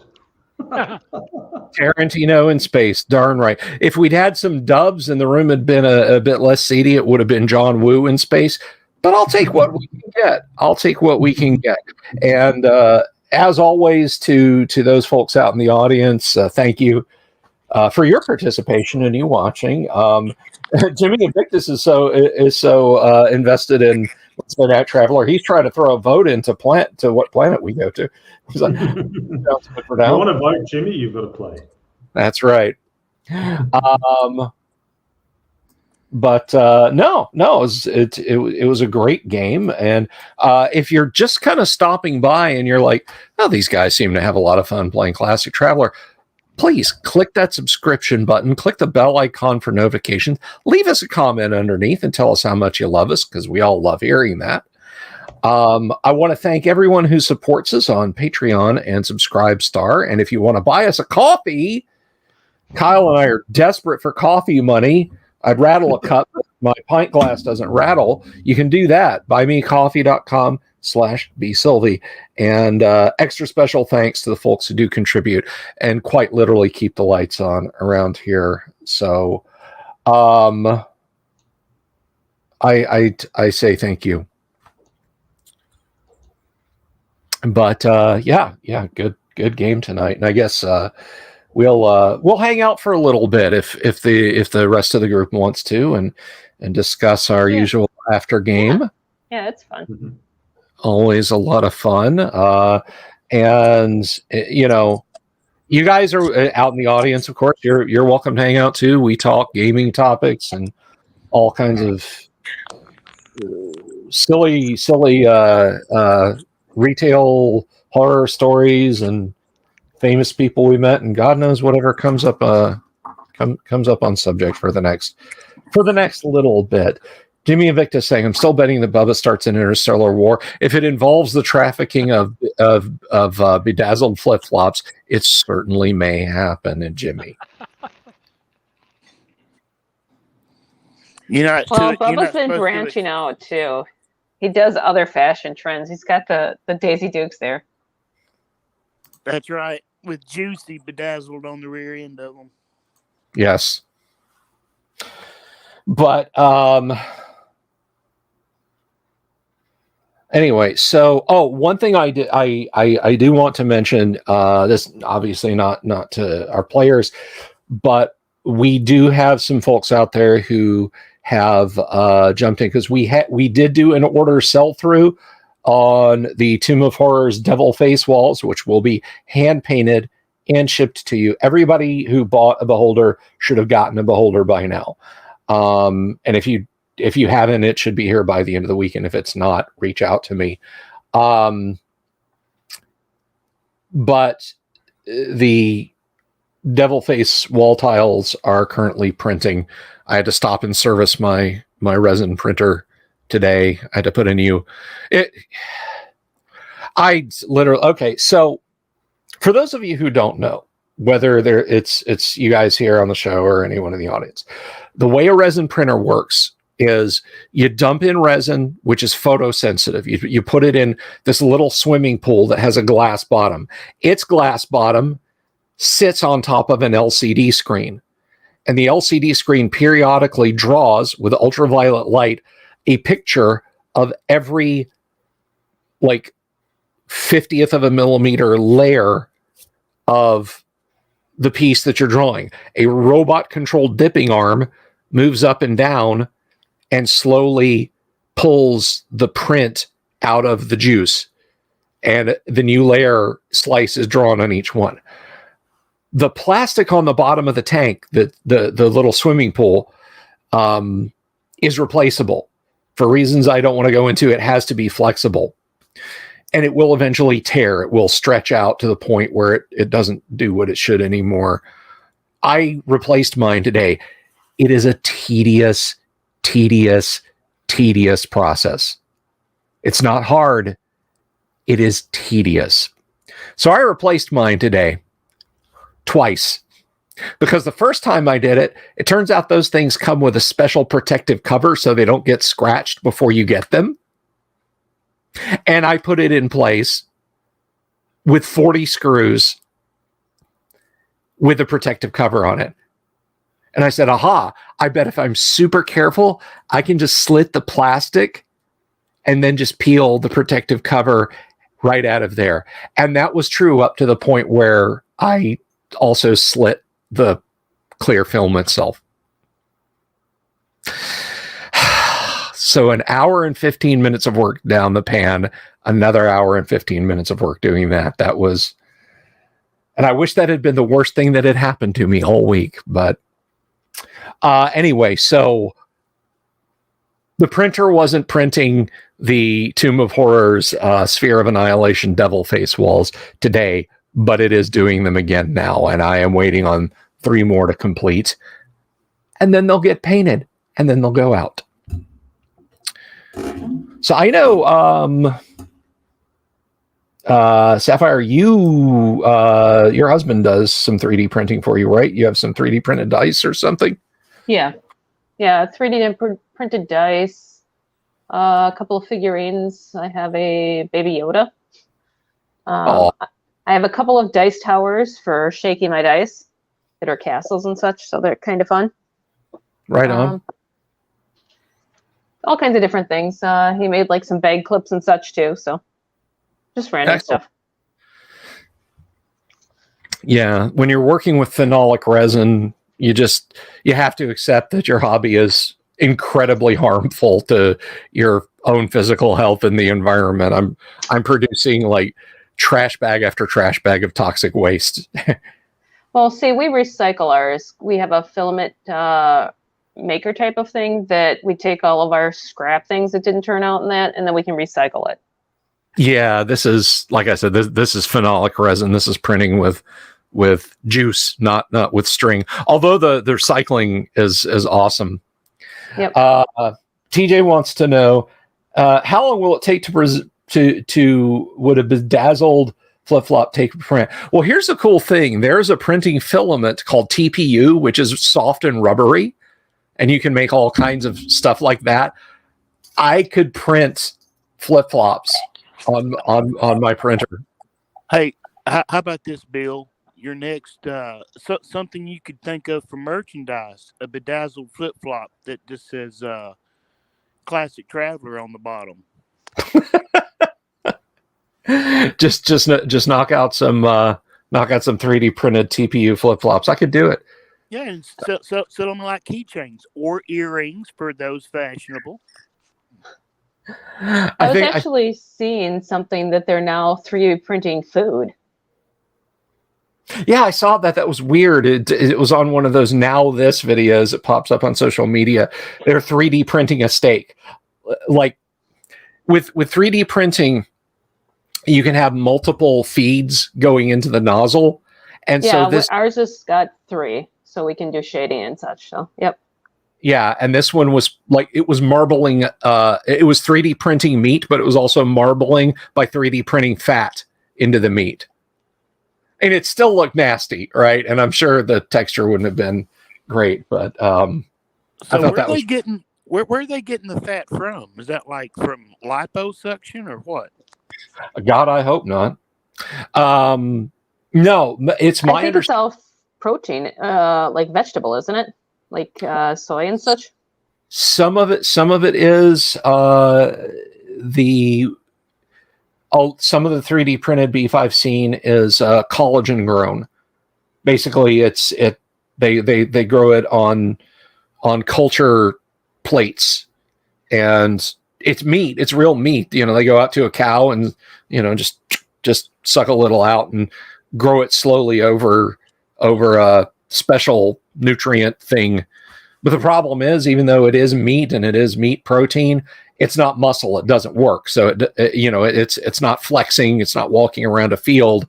It's not turning into steak, but it's meat protein. Which, if you put a gun to my head and said, you know, soy, bugs, or 3D printed meat cells to make steaks that don't have a great texture, I would take the third option. I ain't eating no bugs. I ain't eating no soy. Oh, soy meat's good. You know, as soon as they come up with the steak tree, I'm buying seeds.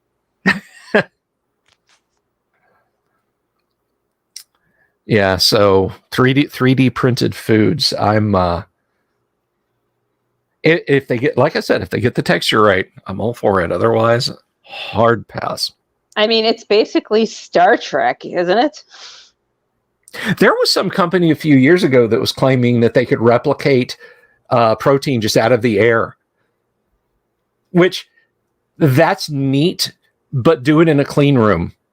Because if you're doing it in a room that's like here, like, oh yeah, just put your proteinalyzer on your table, Bill, and it'll do. And, you know, you and the wife, you don't have to worry about buying eggs or steak or, you know, the protein it's getting out of the air is dead skin cells, and I want nothing to do with it. I want nothing to do with it. But speaking of dead, I thought tonight's... I was on the edge of my chair. I honestly thought we were going to go down against Ballard and his men. I'm glad that little chapter is somewhat closed. Yeah, as soon as he said Bubba took 16, I was like, wow, Bubba's dead. Yeah, those riot guns at close range were not kidding around. Once again, Tammy, by dint of showing up just a little bit late, managed to not get shot. So he showed up. Yeah, like but I John still Wayne, slipped just in the time. blood. Granted, Ballard was about to draw down on you, so, but it didn't happen, and that's the happy part. That's the important part. Well, we were the hider cell, so we came in and we swept up. Yeah. I mean, as soon as they beat on the door, I was like, I wish I was in the next room over to ambush these guys. What do you think he meant by, can you tell me what time it is?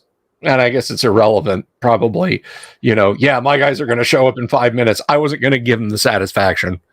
Mm-hmm. I was not going to be like, oh, it's 5 after 9. In 5 minutes, I'll be here. I wasn't going to give him that satisfaction. Jimmy says that shotgun sequence could have been a whole lot worse. Yes, it could have. Oh, big time. Yeah. I mean, the fact that it wasn't like Tammy and Sapphire doing hard time in whatever local prison for that, and all the rest of us winding up as spare parts for the cornea bank is a minor miracle. So I'm glad we made it off world. Yeah, that's why we were in a hurry to get off world. Tonight's episode was directed by Huentino. Yeah, no kidding. No kidding. It was a bloody mess, and hopefully, honestly, I mean, I don't want to meta. I want to get many jumps away. Like, I don't want to settle down and like, oh, let's spend a month at this planet. No, let's get some fresh air for a day, and then go back and start performing more jumps as we go. I just don't fancy the idea of hanging around that system in the process. Yeah, we'll put some space behind us. Yeah. Become just forgotten little blips on a piece of paper someplace. Yep. Just one of the dozens of criminal actions that happens across the Commonwealth every day that involves spaceships. And in a few years, we'll go back to that planet after they've been liberated, and there'll be a holiday, and they'll celebrate the day that the flip-flop revolution took place. Well, you send us a postcard from there and let us know. I'm not in the habit of going back to places where I turned 20 or 30 airport security guards into colloidal steam. Call me crazy. Call me old-fashioned. I think we should figure out a way to change our ship beacon and everything else like that so we can make a clean separation too.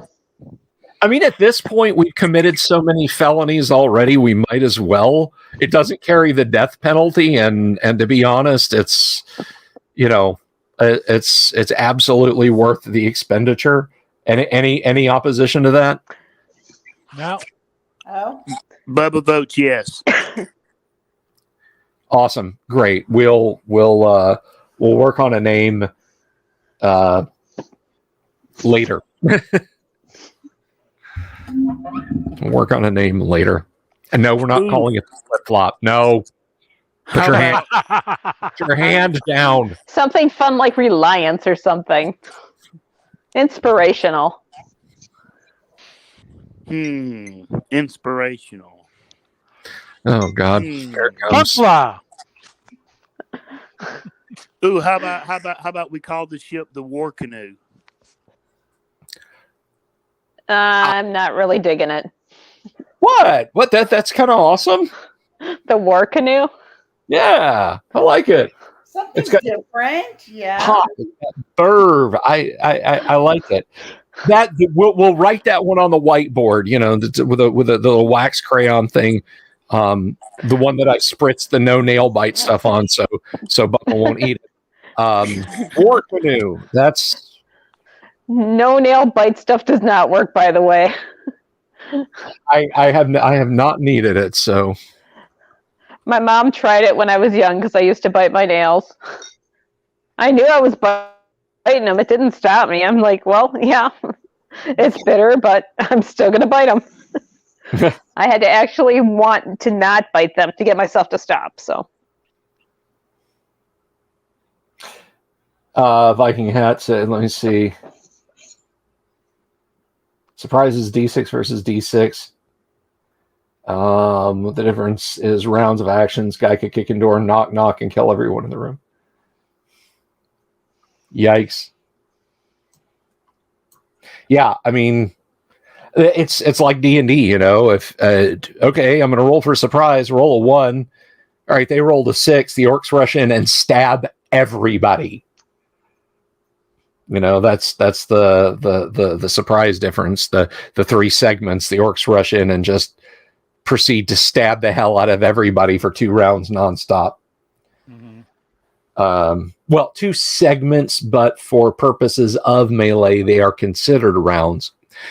I don't know. I love AD&D. I love AD&D. Like, if you called me at 2:00 tomorrow morning, please don't. Anyone who has my number, please don't call me at 2:00 tomorrow morning. But you wanted to talk AD&D with me, I would talk AD&D with you. But dear God, the initiative surprise system in AD&D is the most contra-intuitive mess that has ever been created for a role-playing game system. And I played Role Master for years. So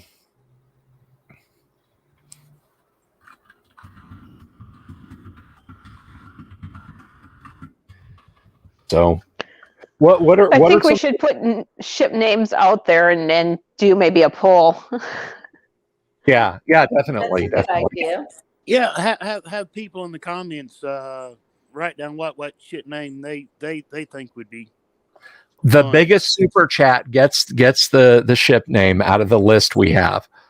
So no, nobody gets to name it Shippy McShipface. Ooh, or what about the USS Rocket ship? Yeah, no, we're not. Or maybe we auction it off. Whoever raises the most funds get to name it. No? However it works, like I said, but I once we have all the names, we'll take the largest super chat to name the ship. I think that's fair. By the way, I do have to mention this. Of course, as many of you know, we play AD&D live stream. We have an AD&D live stream on Tuesday nights, which is oodles of fun. So I threw this gauntlet down. We had an ogre last night make dead rat porridge. And so I put it to the audience, send me your best recipe that you call dead rat porridge. And Todd has sent me one. And one of the players has sent me one. Send me your, and it can't have actual rats in it. You know, it's got to be edible food that I can buy the ingredients for locally. Don't say like beluga caviar served in pheasant with a glass of, a 7-Eleven Slurpee cup full of Dom Perignon. Don't send me that. Yeah, $50 super chat. You can call it what you want. But anyway, so dead rat porridge. If you send us your favorite dead rat porridge, PM me in the Discord. I will make it, and I will decide whose is the best. And the best dead rat porridge recipe gets a free 3D printed item from our item library in resin, not even FDM, in resin. Nice. Yes, that's right. So, if there's something, if you're like, hey, I've always had my eye on this, could you print it for me? And you send me the STL, that'll get printed for you. If you win and you're like, I really want this, then that's what we'll do. So send that to us in the Discord, your favorite dead rat porridge recipe that I can cook and sample, and I'll let you know. Now, I know that kind of partially comes back to my cooking skills. Like you could have like binging with Babish quality. I can make this a little bit better foods, but Bill, screw it up. But I can look at stuff, like I can look at a recipe and say, yeah, that's going to be this way. So if you go dig up a recipe from the James Lilex's blog of regrettable foods, 19 dishes from the 50s, 60s, and 70s McCormick cookbooks, I ain't making it. I'll be able to tell, ooh, bologna slices in lime jello. Yeah, no, I'm not. Do you have any food allergies that we need to be aware of? Do I have any food allergies you need to be aware of? Because you've got to sample it, don't you, to determine for the taste? Yeah, as long as it doesn't contain Zoloft, I think I'm good. Well, that requires a prescription, so you're okay. Yeah. No, I found out the hard way back in around Christmas of 2016. Is it Zoloft? No, it's not. It's not. There's a common. It's not narcotic or anything, but there's this prescription medicine you can get to battle severe nausea. So like if there's a stomach bug going through, you can take this, and we call them anti-barf pills around here. I had never taken it, and everybody in my family had the stomach bug that was ravaging Orlando at that time, the puke-demic. And I was getting ready to go to Gods and Monsters and run all Saturday long. For many people, I had like 11 people signed up to run White Plume Mountain, fully visualized in Dwarven Forge, and it was going to be awesome. Family's wiped out.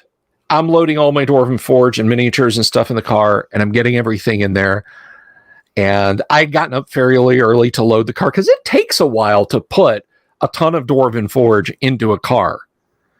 So I'm running back and forth, and it's like, I got to be down there at 10 when they open. So it's like 8, and I'd gotten up at 6:30, 6:45, gotten a shower and everything. And I hadn't eaten, and I was like, yeah, it's probably just because I got an empty stomach. And so I went down there and I did the whole thing. And by the end of the night, people were like, "Are you okay, Bill? You're like pale. And I stood up and immediately sat. I stood up to say something about the game, and I immediately sat down and I said, "We're going to reconvene next week or the week after," and just like practically collapsed. Well, I brought a couple of those pills with me because I didn't want to throw up in the store if worse came to worse, but I was fine. But I could feel the distant thunder. So I popped one of those anti-nausea pills. And I get the car loaded up and I start home and my chest starts to tighten and my right hand starts to hurt. And I think, holy crap, that wasn't nausea. That wasn't nausea at all. And by this time, I had like washed down another one of those pills. And I make it home. And by the time I get home, I am not too proud to say this. You guys have seen me at my worst on the show. Well, my audience has. I don't know about you guys in the game. I am like a faucet. I am convinced I'm about to die from a fatal heart attack. That I'm gonna face first into the steering wheel, and that's how my wife is gonna find me the next morning in the driveway. I make it into the house and I lay down on the couch and I'm like, well, this is better because now I'll suffer a fatal heart attack in here, and that will be her Christmas. She will forever remember Christmas as when her husband died from a heart attack, and I start losing it. And I'm still feeling nauseous. And I asked my daughter when she got up and said, "Could you get Daddy a nausea pill, please?" Sure. And it gets worse, the crushing pain. And she brings it to me and I'm like, no, I'm going to be miserable. Well, the pain in my chest and the emotional disaster that I was start to abate. And I go online and I look at side effects. Yeah, 0.05% of people who take this have a severe allergic reaction that causes chest pains and extreme anxiety and depression. So you're that minor percentage. I was convinced I was having a heart attack, and I was freaking out because of it. So that was as long as you don't put any of that in there, I think I'm good. So send your recipes to me on the Discord and win yourself a 3D printed miniature if I like your recipe the best. Yeah, that's the funny thing. I don't know if you're on any other medications, but whenever they can predict possible side effects between two medications, but anytime you add a third or more, that goes out the window because there's not enough case studies for them to predict what possible side effects are from multiple medications. They grab the Dungeon Master's Guide and look under potion miscibility. Pretty much. It's a roll of dice. Yes.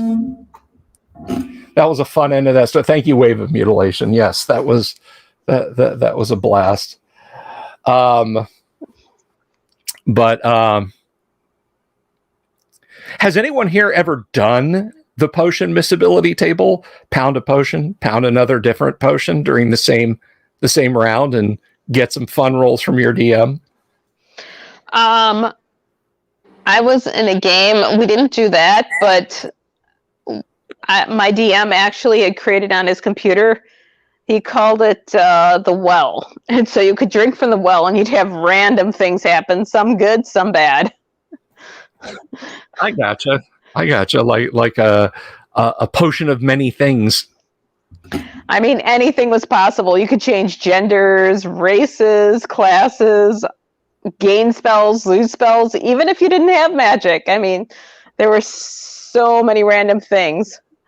And you could lose like character stats, hit points, all kinds of stuff. So, I mean, there were great things and there were horrible things. So it was completely random. That's cool. That's pretty spiffy. How about you, Razor? You're all quiet over there. What do you think?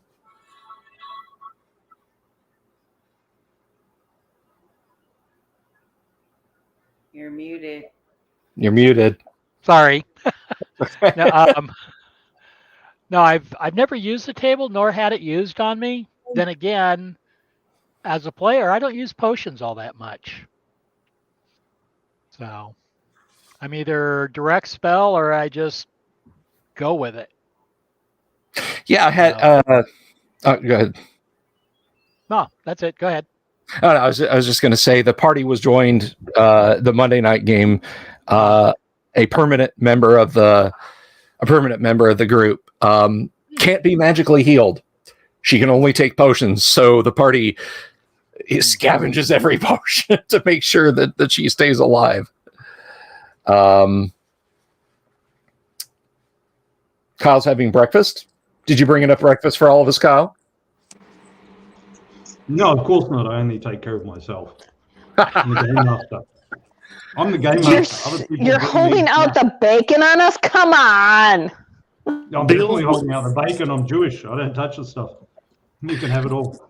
Okay. Bill, would it shock you, Bill, if you found out that in my group growing up that I was the potion goat? If they needed to find out what something did, my character was always the one that sipped the poison or sipped the potion to find out. It would shock me not a single iota. A single iota would that shock or surprise me. No, I always credit my characters just hooking to the potions. In fact, I usually don't even taste them and just scull them back. Which leads to, like, you know, you're at the end of the dungeon and you're invisible. And it's completely pointless now. But, you know,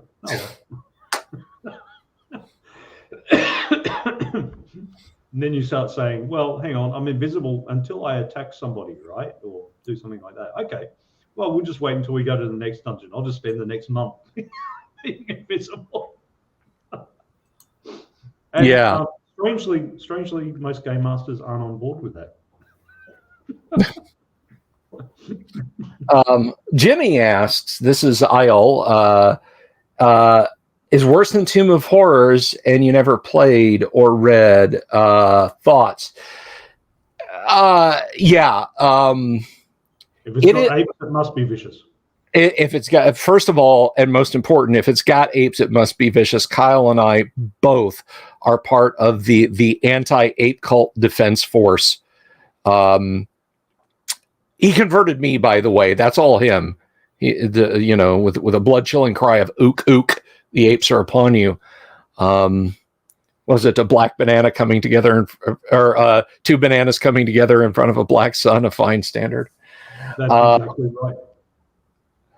But Isle of the Ape is Isle of the Ape is a different kind of bad. I mean, bad is in horrifically tough. Gary basically takes the gloves off with Isle of the Ape and says, your clothes are going to rot, spell books are going to decay, potions are going to go bad, wounds you take are going to become infected. It's just like this is absolute awful conditions for any adventure to be in. Tomb of Horrors is set piece gambits. Isle of the Ape it's not even an Iron Man. It is like Navy SEAL training. And it's for higher level characters, like 9th or 14th level players with 9th through 14th level characters who play them intelligently can get through Tomb of Horrors with minimal to no casualties. Players of the 10th to 15th level or higher going through Isle of the Ape they're going to get beat up. I mean, there is not I thought of using this little low-level spell in a way that's never been used before, and that'll keep me safe. It's just, imagine a Doom level, if you will. Everybody knows about damage floors or slime or lava or whatever you call it. In Doom, you walk on it, you take damage. You can find rad suits that'll protect you temporarily, or invulnerabilities, or there's med packs along the way to alleviate it. And if you're wearing armor, depending on what armor you have, if it's green armor, it reduces the damage by a quarter. If it's blue, it reduces it by half. But imagine the entire level is hurt floor, and you have to run the entire level. That's Isle of the Ape. There's no amount of weapon hoarding. There's no amount of fast strafing. There's no amount of speed running where you don't take damage. Have any of you guys played Isle of the Ape? No, I've never played that one. No, Yeah. I haven't either. I don't recall it. How about you, Bubba? Though I did have get your dirty hands off me. Get your stinking paws off me, you damn dirty apes. Yep, that's the one. A campaign for Rangers and Druids? Possibly. They might do slightly better. Yeah, it was Gary's last. It was Gary's last official D&D module, but he released a lot of stuff like the Abduction of Good King Despot, the Jolly Jongleurs, and a lot of other stuff that was wink and a nod. Oh no, this isn't set in Greyhawk. This isn't for AD&D. Even when he was doing stuff. Set fire to the island. Yeah, no, I think like spreading fires to kill monsters is out because everything's wet. It's like, even fireballs don't work properly here. Damn it, Gary. Just had a hate boner for Rob Kuntz, I guess, that afternoon or something. But yeah, no, I myself have not played. I've read it, but I haven't played it. Which I'm perma-DM on my Monday night campaign for a much longer stretch yet. So I doubt I'll get to do much playing. I mean, there's the classic. That's where you get the ape cult from. By rolling everything up. Yes. You get much absurdity if you just let things roll and your players go with it. Well, I had try to join it together in something vaguely making sense, and you get greatness. So the cat's kind of out of the bag, but last night's game, Tuesday night's game, for those of you who didn't watch, and I know everyone was, but we might have a few people who are new to the channel who just subscribed today.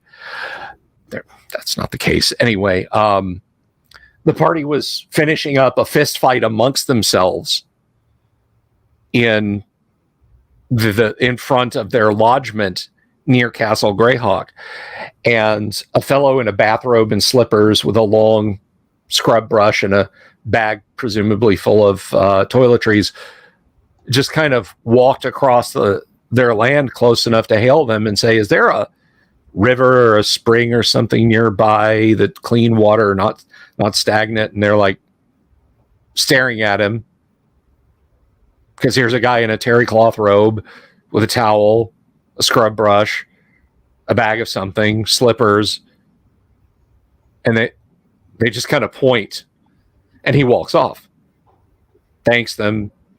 I think he told them he told them his name, and they finished their fist fight and their argument over the eventual fate of an ogre they had captured and hired. And then they set about to repairing the cabin from the damages that were done. And I said, okay, you work at this for like 30, 45 minutes. I tried to think, how long do I normally take in a good scrubbing bath, right? I said, you hear this great whoosh of a huge amount of water being displaced, perhaps a few hundred yards away, often, that direction. And as you look up, flying towards the rising sun, you see the shining form of a gold dragon just sort of making its snaky way through the air. Because they were having this knockdown drag out, I rolled to see if an encounter came along right then, because they're making a lot of noise and they're in the wilderness. Oh, look, a 1. Yes, something comes along. I rolled percentile dice. Dragon. I rolled percentile dice again. Type of dragon. Gold. Number appearing 1. Well, there we go.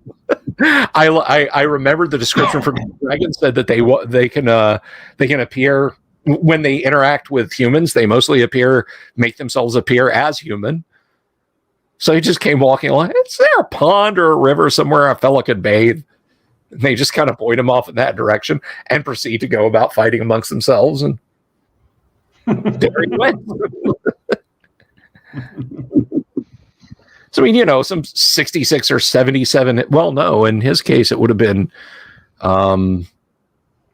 Zeitgeist. Yeah, 66 or 77 hit point gold dragon. If they had decided to take their ire out on him, it, you know, would have ended. But then if they had insisted on fighting him like you're some kind of high-level monster masquerading as a human, which was true, and we're not going to let you leave here alive, pal, unless you tell us whatever, he would have been like, bring it. But that's what the dice did. The dice gave me a chance encounter with the gold dragon. It could happen 10 more times over the course of this campaign, or it could never happen again. But it was a fun moment. So there you go, Kyle. The cult of the gold dragon against the cult, the cult of the ape.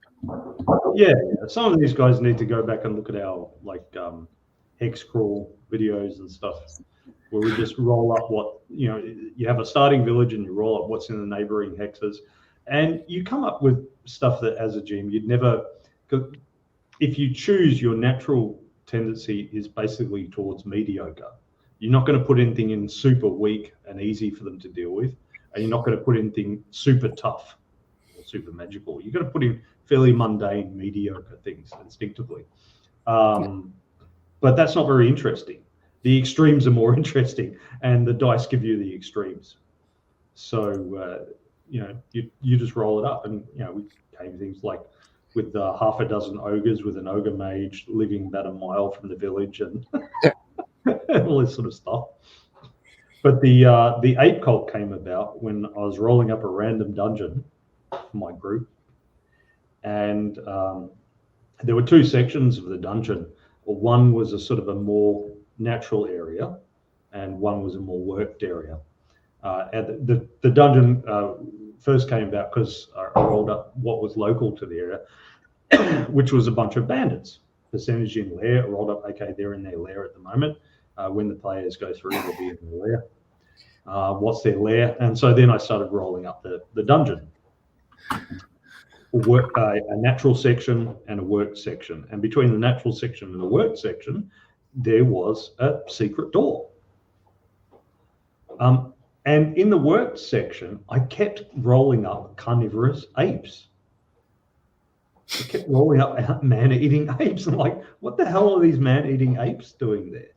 And then I rolled up the bandits, who they were, and I got this high-level cleric and a high-level magic user as being part of the bandit troop. And I thought, well, maybe they could be connected. How would they be connected? Well, and then there came about the ape cult. So then the players go around and they hear that in the local area, the merchants and stuff have been bailed up by local bandits, and instead of just being robbed and then sent on their way, they're actually kidnapped and taken. So the players go in and they find that there's an ape cult. You know, they have fights with the bandits, and then there's this guy. And I thought, I'll put the cleric magic user together in one person, and then he can be the guy casting spells, and especially charm person, and saying, "My son, you have come to me, my son." Who is your father? No, it's not me. And come in. So yeah, they ended up fighting the ape cult because who doesn't? I mean, it was in all the old Conan stories as well. The man-eating ape. Yeah. Conan's wrestling him and straining his mighty thews, fighting him, and eventually breaks his back or something. I can't remember. But that was in all the stories. So and the players had many run-ins with this guy. Fought him, and then they mutually disengaged, or the priest ran away, and that. So I just put it in as a regular cult. Over time, it became a full-on cult in the area. A few years ago, they were just another ape cult. Now their Wicca towers are everywhere. So then it became an adventure later on, the Wicca Tower of the Ape. And so they went in and, can't we just burn it down? Well, it is in the middle of the city and, it's all carefully woven together. So it might not burn that well. Plus, then how would you get the treasure? You might set fire to the gems too. So they ended up fighting their way through the Wicca Tower of the Ape. There were many adventures had until finally they slew the leader of the ape cult, and then it all kind of fell apart. But, it made it, and I had that enemy show up in later campaigns with different players. And it wouldn't have happened if I hadn't just rolled things up and then tried to make sense of them. And yeah, I said what the bandits were doing was also because beyond that work session with that natural area was another secret door and a further worked area. So and there were lots of undead there. So what I said was that this used to be like dwarven underground dwellings and they've died off, and there's just the undead left behind. So the bandits are also trying to tunnel into the earth to get more magic and fat loot and all the rest. Damien, I didn't call him Hanneman. I called him Alirog.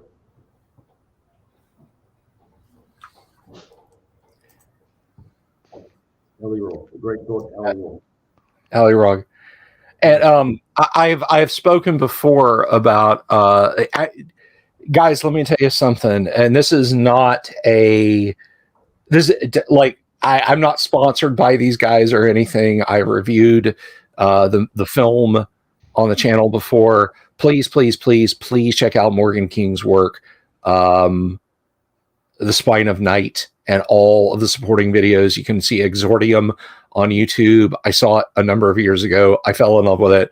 You will too. If you like fire and ice, heavy metal, Ralph Bakshi's The Lord of the Rings, Wizards. If that's can you put a link on the channel? Yes, I can actually. Let me pull that up here. I will just send you to his YouTube page. That would be awesome.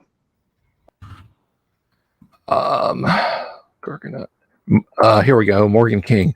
I'm not the only one. So right there, and I will make that. I'll stick that up on the screen. So yeah, check out Morgan King's work, but it all culminates in a feature-length film that he did called The Spine of Night, which is just it's so good. Guys, it is grim. It is not happy. Don't go in watching it for happy. It's not. Do you have a reference link on the Discord channel that you can add that to? Yeah, I mean, yeah, I can stick it up in the Discord. Let's see. Put that in clips and highlights. If you go to our clips and highlights page, there's a link to Morgan King's YouTube page. But and he's one guy. I mean, obviously he works with other people. He collaborates with other people. And Spine of Night actually got noticed and got executive produced by lots of people. So like Patton Oswalt voices in it, Lucy Lawless. It is a hyper violent fantasy movie. But the point is, I was watching his short clips on YouTube, and wouldn't you know it, one of the bad guys in the Spine of Night universe is the leader of an ape cult. And the minute I saw that, I sent Kyle the link. I'm like, look, It's the ape cult. They're everywhere. It's a coincidence. I don't believe in coincidences. Not like this. The ape cult is everywhere. So is this just on YouTube or is it on one of the channel things? Like, is it a streaming thing somewhere? Kind of like the Guild was? Yes. You can watch Spine of Night. I think you can watch that on Amazon. Maybe Netflix. I'm not sure. I went out, I rented it, and it was worth every penny. I watched it a couple of times while I had it out as a rental. But if you want to see the thing that started it all, go to his channel and watch Exordium and watch Mongrel and the Wrath of the Ape King, which let me see. I'm just going to throw that link right there. So Mongrel and the Wrath of the Ape King. You can check that out. That is one of his direct works. There's an even longer one called Mongrel Prelude to the Wrath of the Ape King. The apes are among us, Kyle. They are everywhere. So absolutely you should check out his work, but there's lots of ape cult stuff that goes on in some of the side bits of Morgan King's work, and check it out for sure. And I'm excited about seeing what he does next. So do give that a look. Yeah, I'm just wrapping up Sandman, so I'm kind of between shows. I gotcha. Yeah, no, the Spine of Night is a movie. It's like 90 minutes, and it is 90 minutes well spent. And you can watch all of the, like, if you watch Exordium, you get an idea for what his stuff is like. So if you hate it, you've only wasted 8 minutes. But if you fall in love with it, you've got 90 more minutes of that to go rent and watch. So, yeah, we're being October in that. There's all of course, the horror movies out there, and it's like wading through them, what is worthwhile to watch and what isn't. So it's right on.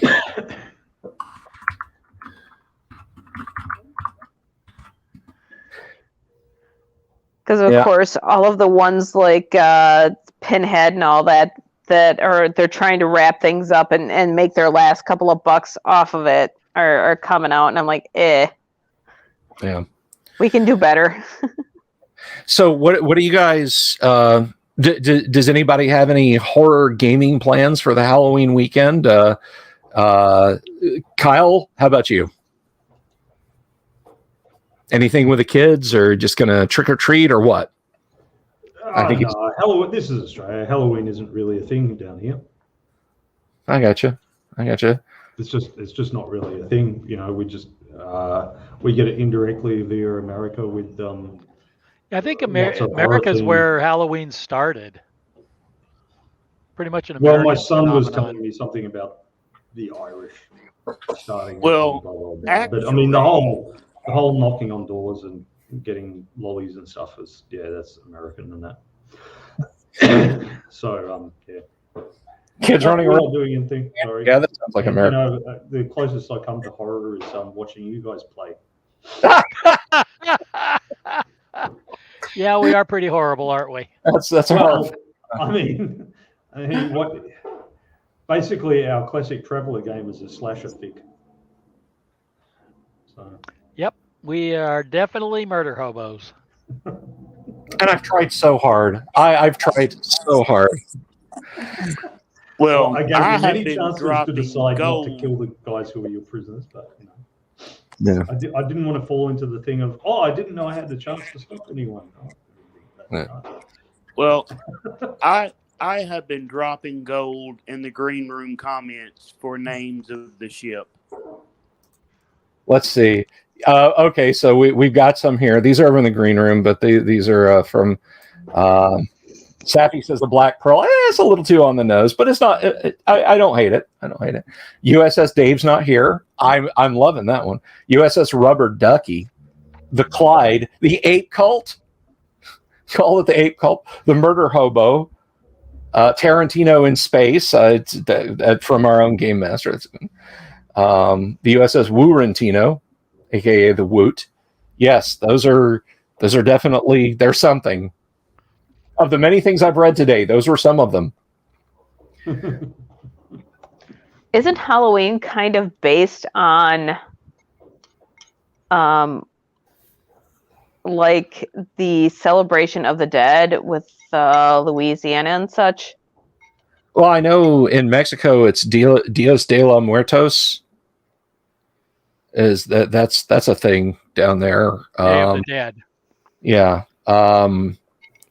But as far as Louisiana, I honestly don't know. I try and I don't go into Cajun lands.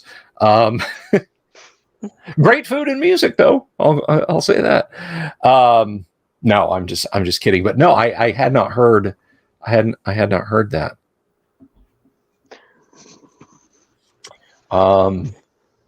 As far as anybody else do any horror gaming specific to the Halloween season? Not I.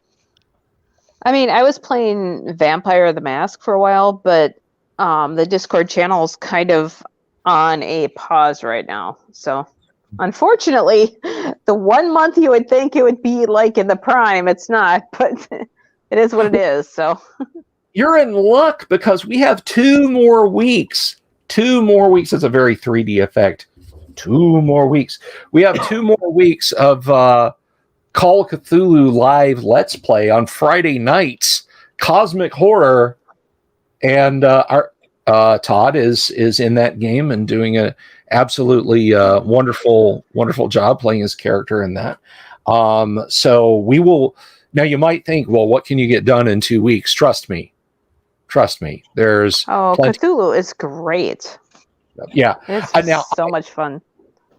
I got this bad boy, another unpaid for endorsement. I'm sure Todd is just clenching his teeth so hard right now. Stop giving the farm away, Bill.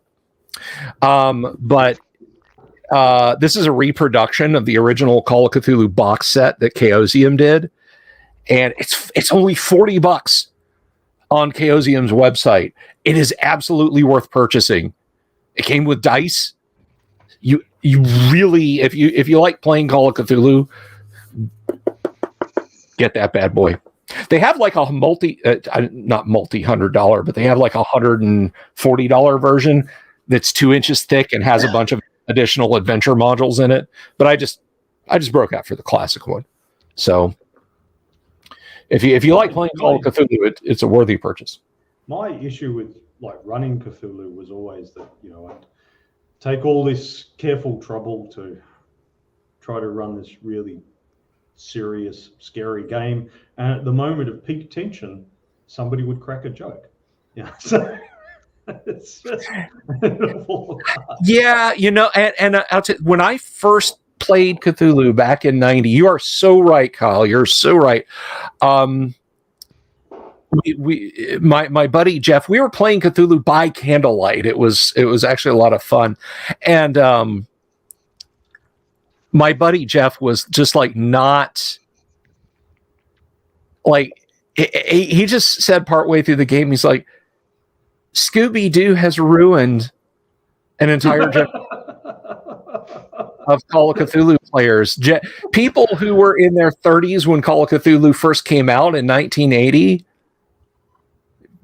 This wasn't a thing, but Gen Xers, you grew up watching Scooby-Doo, and now Call of Cthulhu is just not scary. I've gotten back to the mode. Like our Friday game is, the players have been not at all tongue in cheek. I mean, there's the occasional joke about sand loss and that sort of thing, but so far, it's been pretty good. They've been into it, so.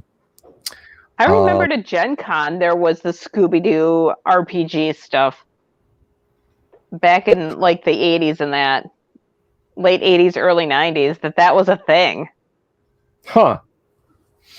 Interesting. Yeah, it was like a huge thing, yeah.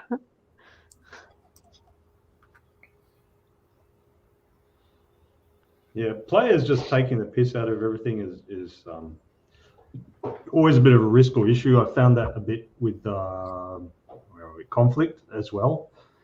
Excuse me. To a degree, in conflict, it's a self-correcting problem, because if they don't take it seriously, then everybody dies.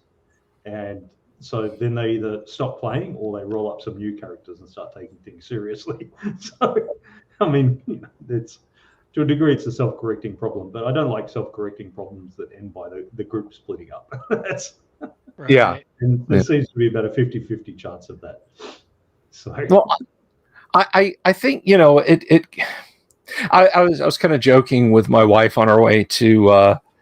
I was driving her to work the other morning, and I was kidding about a buddy of mine. He's actually part of that group that played Call of Cthulhu back in the day.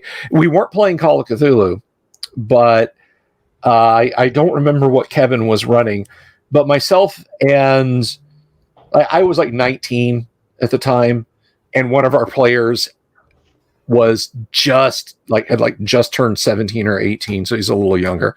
And he and I were just kidding and yucking it up, and Kevin was getting more and more irritated, and finally he says, could you please just let's focus on the game. And I said, hey man, it's a game, we're here to have fun. And Kevin just, we're not here to have fun, we're here to role play, damn it. Just fell out of his mouth before he realized it. And since then, it has been 30 plus years. That is the standing joke is, when things start to drag, somebody at the table, if Kevin's there, will say, come on guys, let's pick it up. Remember, we're not here to have fun. We're here to role play. Oh, poor bastard. Yeah. We don't let him forget that. Of course, that was the group that gave us the great facial shoot through, which I've talked about on the show before. That's, we had a player got shot through the head with an arrow, but how it led there is beyond the scope of this live stream. There's always catchphrases and things that you build off of that just follow you, and it's just hilarious. So you build on it. Yes. And it really is. But the funniest Rob story about that is, you got to understand, my buddy Rob, there's a guy that if he had $5 and you needed 4 of it, he'd give it to you. He's just an outstanding guy. But conversely, he could be your worst enemy. And at the time that I met Rob, he had a lot of negative things going on in his life, and plus he was kind of coming out of his youth of a different time, and Rob at the gaming table, even to this day, can fall into some not great habits. I wasn't there to witness this, but I was told about this. Kevin, in our youth, was a guy that could drink 24 beers over the course of a Friday night. And when Kevin's sober, he is a Vulcan. When he drinks, he becomes a Romulan. I know that feeling well. And Rob got into there was some idiotic discussion about the big game that we all played at that time was Hero System Champions. And yeah, I know. Telling us that because it's Halloween. Exactly. Ooh, champions, dice pools. But anyway, so Rob is sitting there. Kevin's into beer 27 or something like that. I don't know. So Rob is sitting there and he's going on about, this person probably has, they're probably strength 4, this, that, or the other. And he got on the subject of presence. Presence in Hero System is basically your ability to make an impression upon someone. It's primarily a superhero role-playing game. So you think about, Superman, presence of 30, right? He's the Man of Steel, perfect body, square jaw, that boot polished black hair. And then kind of on the other end of the scale, Kitty Pryde. What she can scream and stomp her foot when she doesn't get her way. Presence of maybe 6 or 7. So Kevin has become full Romulan at this point. And Rob makes, or Kevin looks at Rob because he's getting sick of hearing Rob go on, and says, "What do you think my presence is, Rob?" And Rob goes, "I don't know, maybe a 5 or a 6. Kevin is like 9 feet tall and as big around as my arm. He is just a beanpole of a person. So by all accounts, without getting up, without leaning forward, Kevin open-handed slaps Rob across the table. Just pow. And Rob was stunned and then catches him on the backswing, smack, and says, "What about now?" And by all accounts was just like shocked to absolute silence. Just, oh, wow. So we're hanging out. I hear this story and we're hanging out at some point immediately after this. And I said, "Rob, what presents would you say Kevin Wood had?" And he just kind of quietly says, "Probably like a 12 or a 15 presents." Really? That's high for a normal person. He's like, "Yeah, well, It's all about perception." Oh, man. All about perception. Just cracked him and then caught him on the way back because he was sick of Rob's constant going on. Like I said, a Vulcan when sober, a Romulan when drunk. It needed the context. And you got the context now. I got to have Kevin on the show one day. He's been on once before. Kevin is an extraordinary GM. I would put him up there with Kyle in terms of inspiration. Kyle is. Okay. I'm sorry. What? Not very high then. No. Low standards because he never gets to play. So anyone will actually DM him. Yeah. I don't care. Hey, kid, what are you playing? Checkers? Can I be a knight, please? It's like the housekeeper. Nice. Somebody else clean her toilet, whatever. As long as someone else is doing it, I don't care anymore. Yeah. Oh, yeah. Like the vulnerabilities and stuff I've got on my PC, I would never subject a user to. I'm just like, I don't care. I'm not working on my PC. I get home, the side of the case is off, the graphics card is held up with a stack of Lego, But no. Kevin, excellent game. I could like pick up the phone now and just call Kevin and say, "Hey, Kevin, give me some story ideas. I'm putting you on the air, and you're going to run the game. You're going to run a D&D game for us," and he can do it. Right? I mean, he was just that. Is he a one-show pony though, or can he do other RPGs? Oh, no. Anything we've thrown at Kevin, Star Wars, Hero System, D&D, Rollmaster, Space Master, just so Call of Cthulhu, lots and lots and lots of stuff. I have a gaming group. We keep throwing around ideas, and we've kind of played with the idea of doing, but we haven't gone there. So that's one that I'm just like I kind of want to go there. So Right on. Well, especially after the new Dune movie that came out, and of course I had to watch it like the day it was out. So I'm like, So I checked out the books and I tried to reread them for the library, but they were in such small print, and I just had my eye surgery, so I'm like, I can't read them; they're too small. Put it 4 feet across the room, and I can read it. Then I've had LASIK. I'm the same way. Like I can read the text on the back of this if it's over there, maybe a foot or two further away, and it resolves clearly. But the closer it gets, is nope, can't read that. I have not seen Kyle, have you seen the new Dune yet? No, I'm not seeing. How you doing?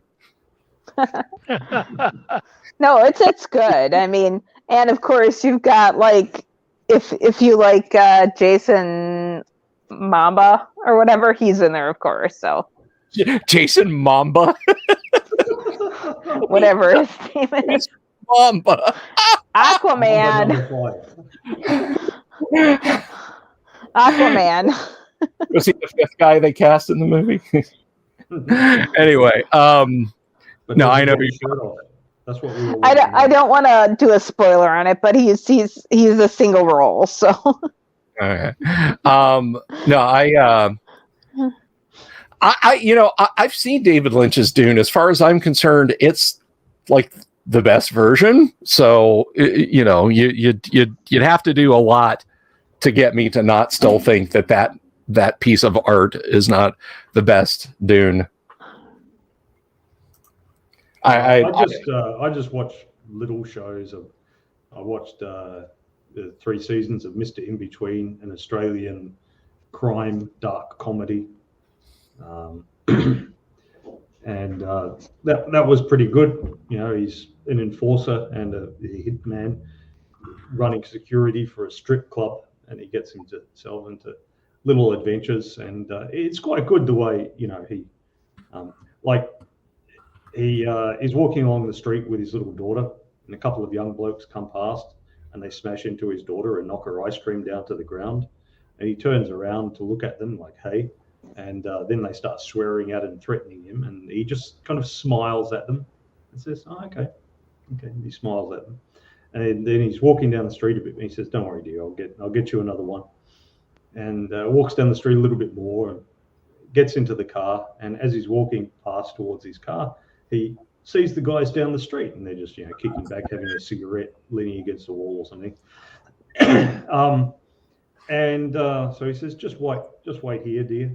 And he walks down the street, and he walks up to one of them and kicks him in the crotch. And that guy crumples in a heap, and that guy's mate turns around and hoofs it, and he says, yeah, run, you little shit.